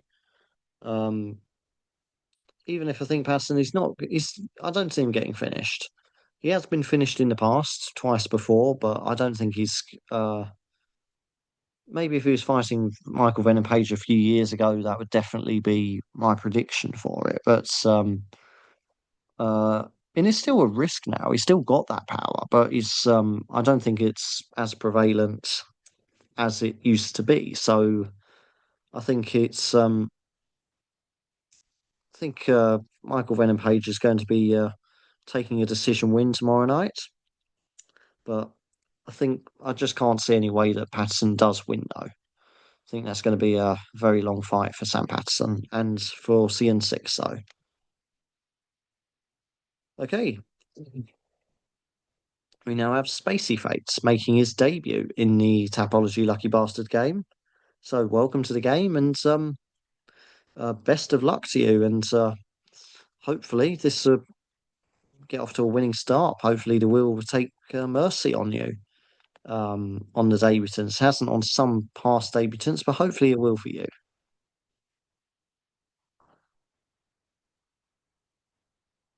And it hasn't. Let's be honest. For Danny Silver for Spacey Fate, who is of course up against um, Curtis Campbell, who has been raving about him throughout most of the video. It's he's a very very good looking prospect. And even though on paper you might look at Silver's record and think, oh, we're more experienced, more UFC fights. He's fought in the LFA as well. And he put up a very, very good effort against Kevin Vallejos, who knocked out Josh Emmett just last week. So that loss is going to age. It already has aged well, but it's going to. But I think Velazquez is going to be on to very good things himself. Um, I'd say probably just below Evelo Evans Murphy for the featherweight title contention. Um, but yeah, regardless of that, I think Danny Silver's going to need a fair bit of luck to if he is going to hand Curtis Campbell his first loss, and I'll be very surprised if that happens. Um, so yeah, all I can say is best of luck to you, but unfortunately, there are definitely better fighters you could have been drawn with for your first ever crack at the Tapology Lucky Bastard game. Um, but best of luck anyway. Stranger things have happened in this sport. Okay, so next it's me, Steve Terry. Let's see if I'm going to be getting, well, hopefully Curtis Campbell. That's who I'd ideally want.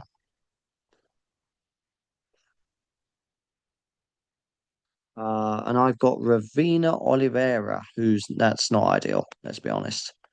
Heavy underdog.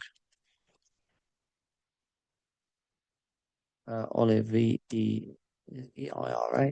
Trying to spell that right. Never know where the E's and the I's go right around with Oliveira. Same with Charles Oliveira. I always get his name wrong. Anyway, Ravina Oliveira for me, and that's not a great matchup.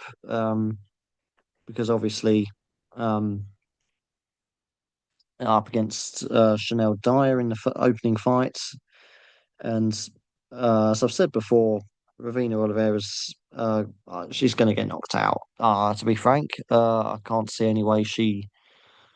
The only way she can win is if she gets a freak knockout herself, because they're both the same style of fighter. She's not going to shy away from the action to her credit.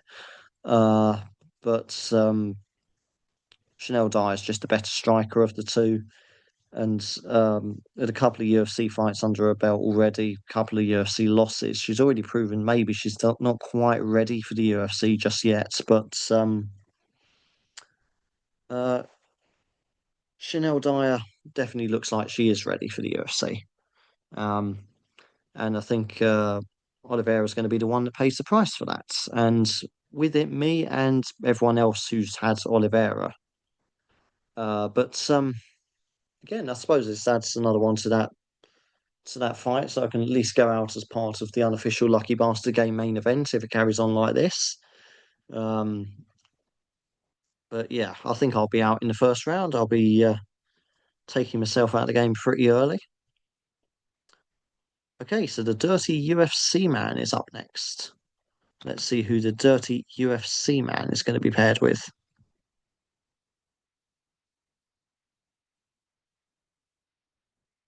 And he gets Movsar Evloev.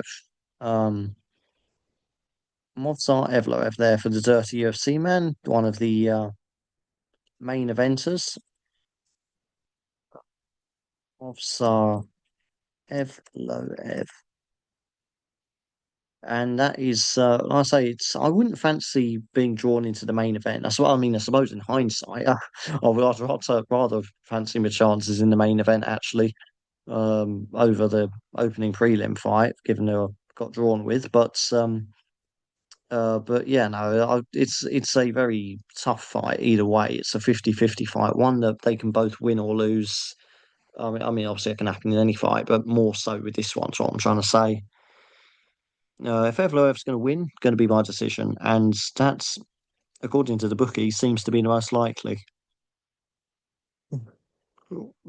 outcome. Um, so yeah, it's going to be 50-50.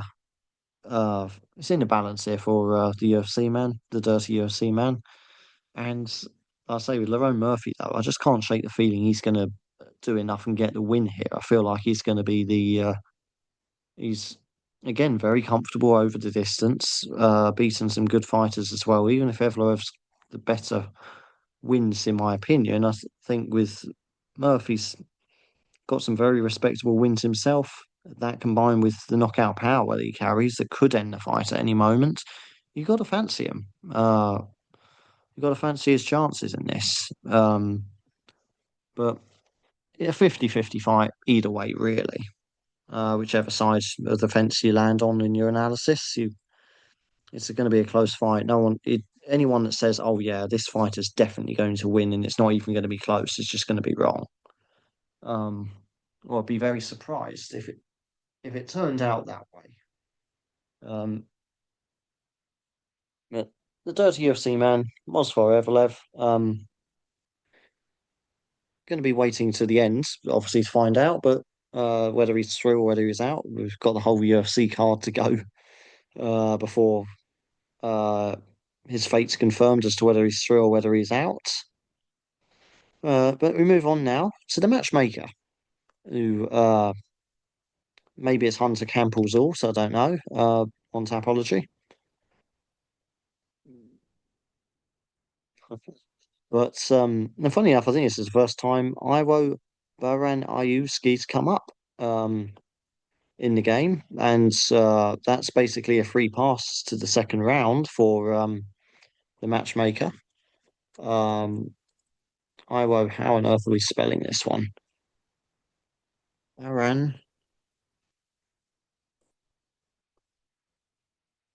IEW or ski. Okay, that's a bit simpler than I thought.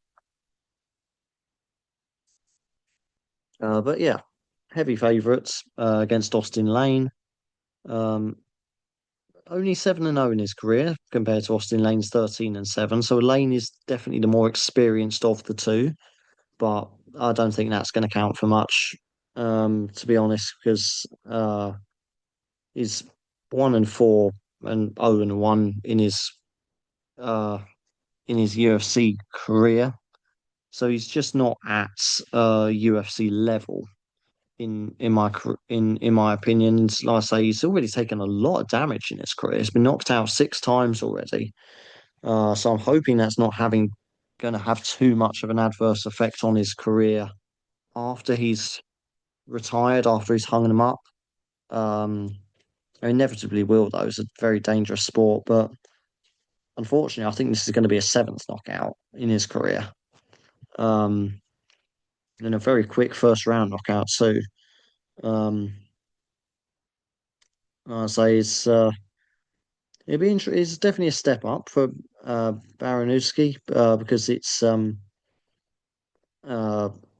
like I say, all of his fights, or most of his career, has been at Babylon. And to his credit, even though I have slagged off Austin Lane a bit, he's still, I would say, the best fighter that Baranowski has faced so far, um, potentially. But and Austin Lane does have the ability to end a fight himself when he wants to, but I think it's going to be a very long night for Lane, I'm afraid. But for the matchmaker, he's not going to be worried about that. He's got one of possibly the biggest favourite on the cards. So the matchmaker's almost certainly through, or as about as certain as you can be through to the second round. The MMA historian next up. Let's see who the MMA historian's going to be paired with.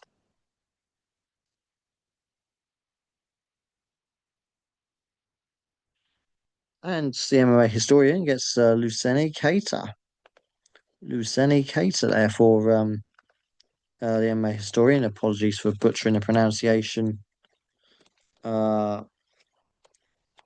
about, uh, of his name. And up against Nathaniel Woods, who I do favour massively for this one. Um, it's going to come down to experience at the end of the day, and Nathaniel Woods got plenty of that. Uh, I mean, Keita's not inexperienced himself, 16-1, but Woods 22-6. And more importantly, I'd say 13 of those have been in the UFC. And it's quality over quantity, um, definitely. And Woods wins on both of those metrics. He's had more fights, but he's also had the better quality fights. So again, I can't see how he I'd be surprised if he does lose. Keita obviously comes in with that knockout power. That's the main weapon that he possesses, the main threat he brings to the table in this fight. But Wood's going to be fine with that. He's fought fighters like him before.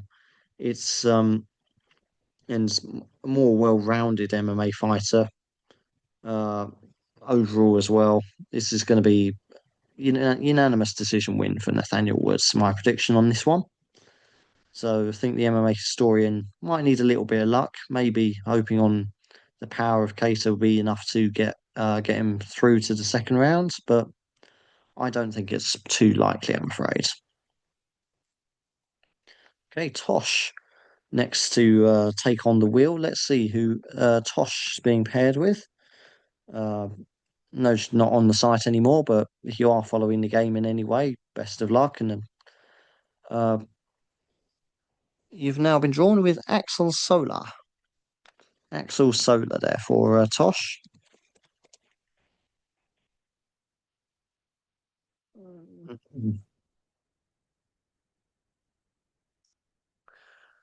Up against Mason Jones, who I favour him massively for this one.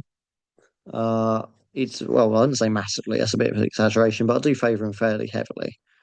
Um, he's I say very experienced former Cage Warriors champion, dominated in that promotion. And yes, when he first came to the UFC, he wasn't quite ready, but I think he is now. He joined the promotion again last year, and I think now he is ready to show his true level in the promotion. And yeah, so show what I wouldn't say he's going to dominate the UFC the same way he dominated Cage Warriors, but I'm not. I'll be very surprised if he ever became champion or anything like that. But he'd definitely be a ranked fighter, in my opinion. And obviously, Sola's point of view, he's going to be. Why do you think it's Solar, not Sosa? Um, Definitely going to be confident. Still have the confidence of an undefeated fighter. 11 wins, no losses, and a draw. Former Ares champ himself, so he's a very competent fighter. Because that's one of I'd say just behind Cage Warriors for the European MMA scene. Um, and like I say, he's racked up a number of wins in Brave FC as well, even though they're not quite as good as Ares. They're still a very respectable promotion. And of course, he's coming off the back of that knockout win over Reese McKee as well. So he's going to have all the confidence in the world behind him going into it. So he's not going to be going in thinking he can't get the win here. But I think he should be the underdog here against Mason Jones. A chance for Tosh, but not a very good one. There's a number of fighters I'd much rather have over Axel Sosa. Right, next is Trail. Let's see who Trail is going to be paired with. Uh, see what the wheel's got in store for Trail on the long winding trail to the victory in this promotion, in this game rather. But no, it's Ravina Oliveira. It's not happening. Ravina Oliveira. It's a very big underdog, unfortunately. Ravine uh, Oliveira. Yeah, it's unfortunate, but that's how these draws go sometimes. And I say up against Chanel Dyer, not Chantel, Chanel Dyer. Um, and I say she's just a pure knockout artist. Usually ends in the first round, and the same's true for Oliveira. But of the two, it's I've gone over this a few times now. It's Dyer has just proven to be the better caliber of fighter. Uh, Going 3-0 in the PFL, and you can't really do that um, without the good striking ability that's carried us to that record. Whereas Oliveira, on the other hand, lost her first two in the UFC. Yes, the PFL is a slightly lower level promotion compared to the UFC, but every promotion is. But to be frank, but um, well, besides maybe Rising actually, overall the UFC is better, but Rising do some seriously good fucking shows. But yeah. Anyway, um, not really much else I can add to that, other than this definitely looks like it's going to be the unofficial Lucky Bastard Game main event, as there's a whole group of us, including myself, in it now. I myself got drawn with Ravina Oliveira, so I'll be going out along with him, I'm afraid. But yeah, that's one of the worst you can have on the card. There's no real escaping it. The only way you get through with Oliveira is if she manages to land a massive knockout blow to finish the fight before before Dyer does. Okay, so we move on to Trig now. As speaking of other people's games, I'll give Trig a shout out for running the wagering league. I've already been knocked out of the wagering league, but if you uh, want to test your uh, proverbial money or hypothetical money, you join that, you place your bets, and he works out the rest. It's just simply stake what bet, whether you're doing an accumulator, whether you're doing singles, whether you're doing prop bets. He'll just say what you're doing and provide the fighter and their odds, and yeah, I'll say he'll take care of the rest of it. And there's no real money at stake, so if you're like me and you blow all your money, you're not out. Uh, you're not out of the game. Well, you're out of the game, but you're not bankrupt. So I mean, you're not out of life. I mean, I started with 50 grand in the game as per the rules, and if I blew 50 grand in real life in my current situation, I would be out of life.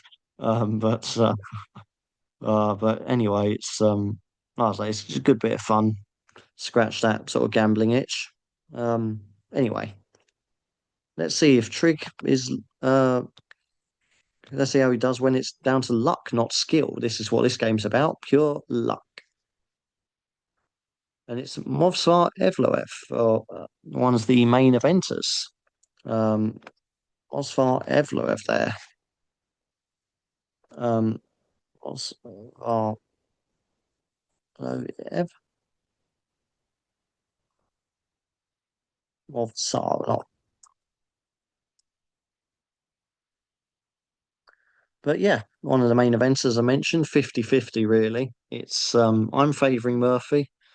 Uh, but you can make the argument for Evloev, as I have done several times now, that he's fought the better opposition. He's more deserving of that title shot, and he's coming into this with better momentum. And I have to agree with those points.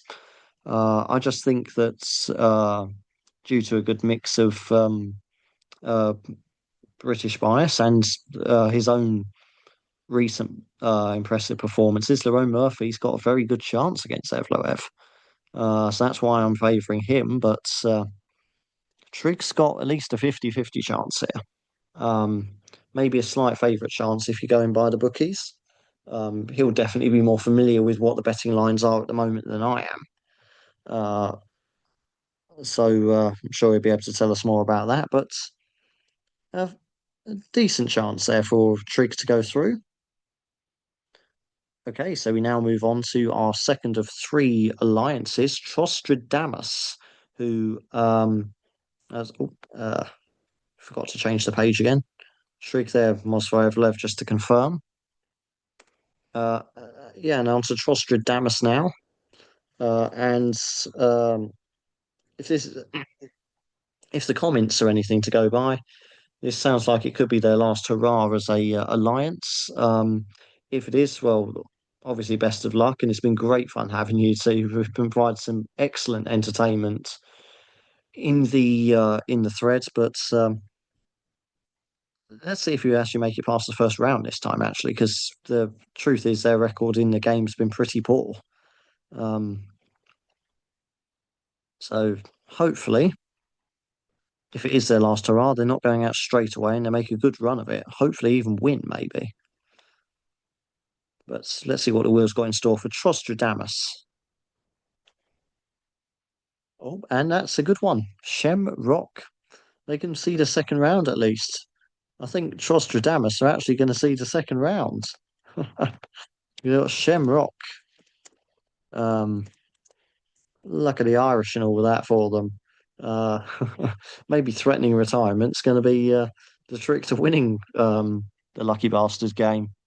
But as we say before, Shamrock, uh, the submission specialists, and up against Abdul Karim Al Suadi. And as I've mentioned several times before now, because Shamrock's come up quite a lot actually. Uh, it's a bad matchup for Al Suadi. And I think once Rock gets him down, gets in control of the fight, I think it's going to be a very early night for our Sharade. First round submission is my prediction for Rock, and I can see Trostradamus going through. They can make it to the second round. Uh, I think they've been to the second round once before. I'm not sure, but I think they're definitely getting through to the second round. I'm sure of it this time, though. So, and that brings us neatly on to Uber Industry, probably our most consistent alliance we've had so far, the oldest, still intact one that's never broken up. German efficiency for you. This is, of course, the alliance of Uber Industry, Uber Match and Schwer Industry to form Uber Industry. Um, Hope I'm pronouncing the U with those little dots on the top of it right, little eyeballs on top of the U there. Uh, but let's see who Uber Industry are going to be paired with.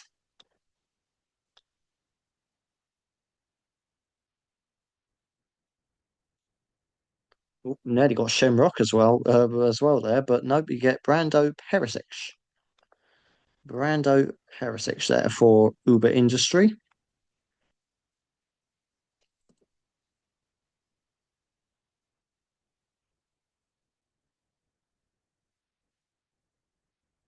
Uh, Hope I can have spell that one right. And up against Louis Sutherland. And in any case, I can see this fight ending in the first round. Uh, Similar to the Dyer Oliveira fights, starting off the card, it's going to be whoever lands first wins, pretty much. So kind of the same style of fights. Um, I favour Sutherland for it. I think he'll be the one. He's got the more experience behind him. He's been in more of these type of fights before. He's going to be the one who lands first, gets himself in the best position. Got home advantage as well. Um, Even though it's in England, but I mean Scottish, still British.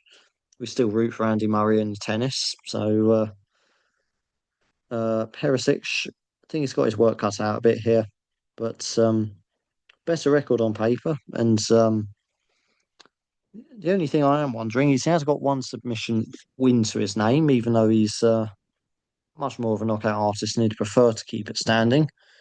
You maybe saw that Sutherland is a bit limited in the grappling department. Maybe he's looking to think, well, maybe if I can get him down instead, maybe I could finish by a submission instead, even though that's not his usual style.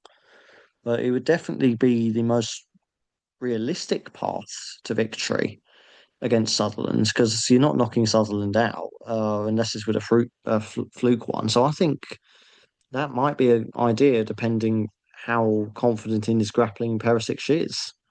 But in any case, I think Uber Industry might be saying goodbye to them after this first round, or um, oh fuck, I don't actually know what goodbye in German is. It's not Guten Tag, that's good morning, isn't it?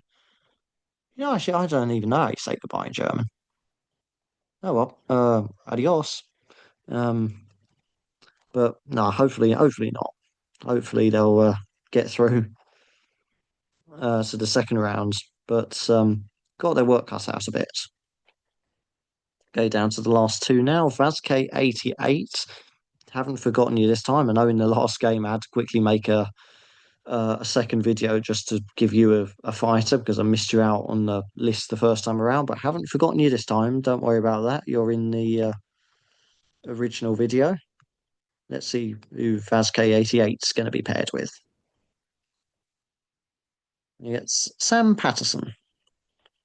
Sam Patterson for VazK88 there.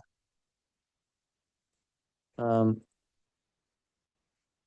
Again, there's quite a lot going on Sam Patterson actually against Michael Venom Page. And maybe this, I haven't quite, I've lost track of how many's on which fighter, but the Michael Venom Page versus Sam Patterson one might actually be the Lucky Bastard Game main event. I've no idea. I've lost the plot now. But in any case, Patterson is going to be going into this as the underdog, surely. Venom Page has got to be the favourite for this. Um, I say a much older version of Page. No, as I say, it's not like a pensioner. It's only 38, uh, but still, he's definitely older by MMA standards, and because of that, he's adapted a slightly different style to the showboating, flamboyant one we've seen in Bellator. Still the same, similar. You can still tell it's him fighting, just as a slightly more controlled and I'd say more intelligent pace as well, um, compared to when he was younger. And Sam Patterson, I think, is just going to be it's just outsmarted in this fight. I think obviously Page has learned a lot of lessons uh, from his career. He's applying them very well in the last few fights, and I think it's going to be a long night for Sam Patterson there. Unfortunately, as a result of that, and I think in turn it's going to be a long night for Vazquez 88. Um, so we move on to our final one, but by no means least, ex-con Chris, who again, given talking of Tapology games, got to give a shout out to ex-con Chris for running the Tapology Survivor game.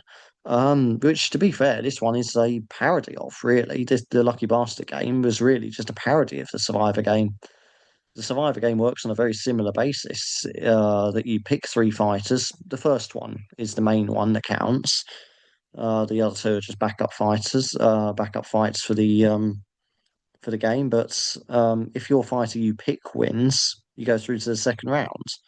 This is basically a parody of it. It was I kind of got the idea from the game, basically saying, well, what if you had the Survivor game, but instead of picking the fighter from the fight you want, you can't just pick any fighter, by the way, in this game. In the Survivor game, you have to he picks the fights. I think he's got the main fight this time. He's picked the Nathaniel Wood Luceni Keita fight, um, for example, and then you pick the winner of that. Um, but yeah, in this case, it's in his game you have to pick the right fighter, so you need skill to win his game.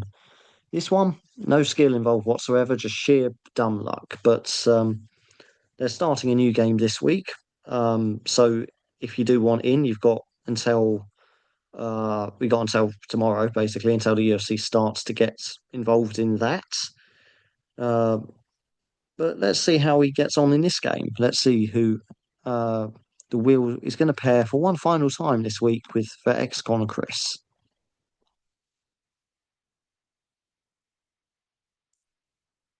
And he gets Ravina Oliveira, one of the biggest underdogs. So we end on a bit of a low note there, let's be honest.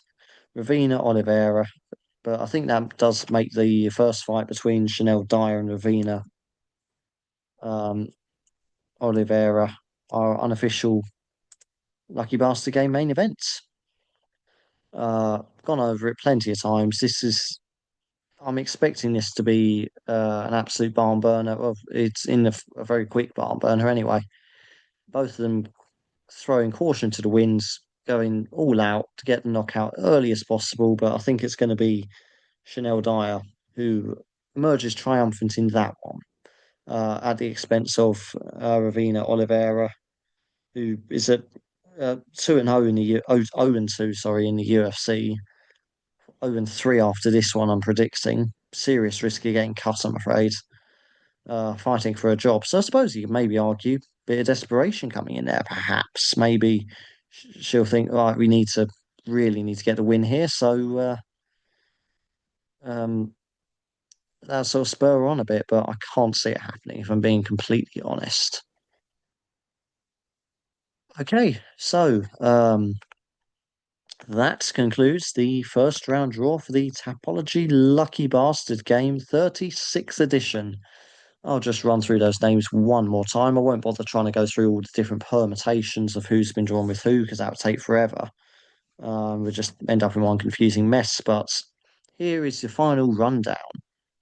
We have A, Laugh My Arse Off and AZ with Roman Delice, Baron Von Rattus with Nathaniel Woods, Bellatrix with Shamrock, Boom Shakalaka with Curtis Campbell, Calfoth with Lerone Murphy, Canhago Rees with Austin Lane, C. Collins 44 with Axel Solar, Cheeseball with Michael Venom Page, Chimpsmack with Sam Patterson, D1D4 K10 with Luceni Keita, Damien Handel 420 with Michael Venom Page, Dr. Maxis 2 with Ravina Oliveira, El Guapo with Shamrock, Foghorn Sam with Mario Pinto, Geneva 65 with Antonio Tricoli, Grahamon with Mario Pinto, Great with Chanel Dyer, It's Your Boy SB also with Chanel Dyer, Jack Soto with Axel Sosa, Jordan and Pippin, of course the alliance between QQQ, QQQ and Spockling,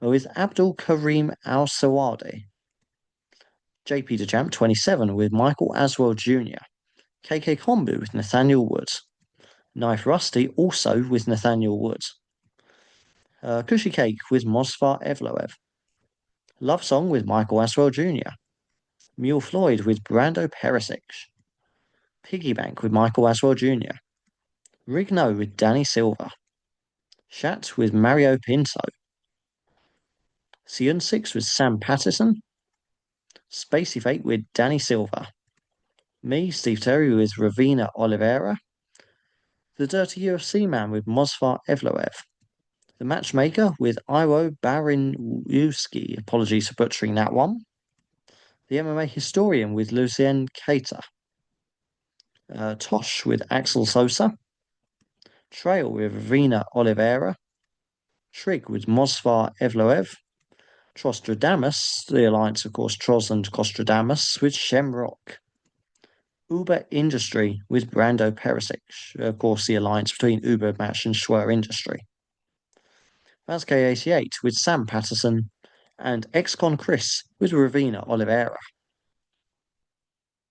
So, all that leaves me to say is best of luck to all of you, and a real mixed bag in this one. I can expect the usual sort of half and half going through, but as we normally end up with for the second round. But all that leaves me to say is that if you've got any bets on this card, obviously best of luck with them. Good luck with your picks on Tapology. And of course, best of luck in this game, of course, why we're all here. But regardless of what happens, we'll see you next week. And until then, so long for now.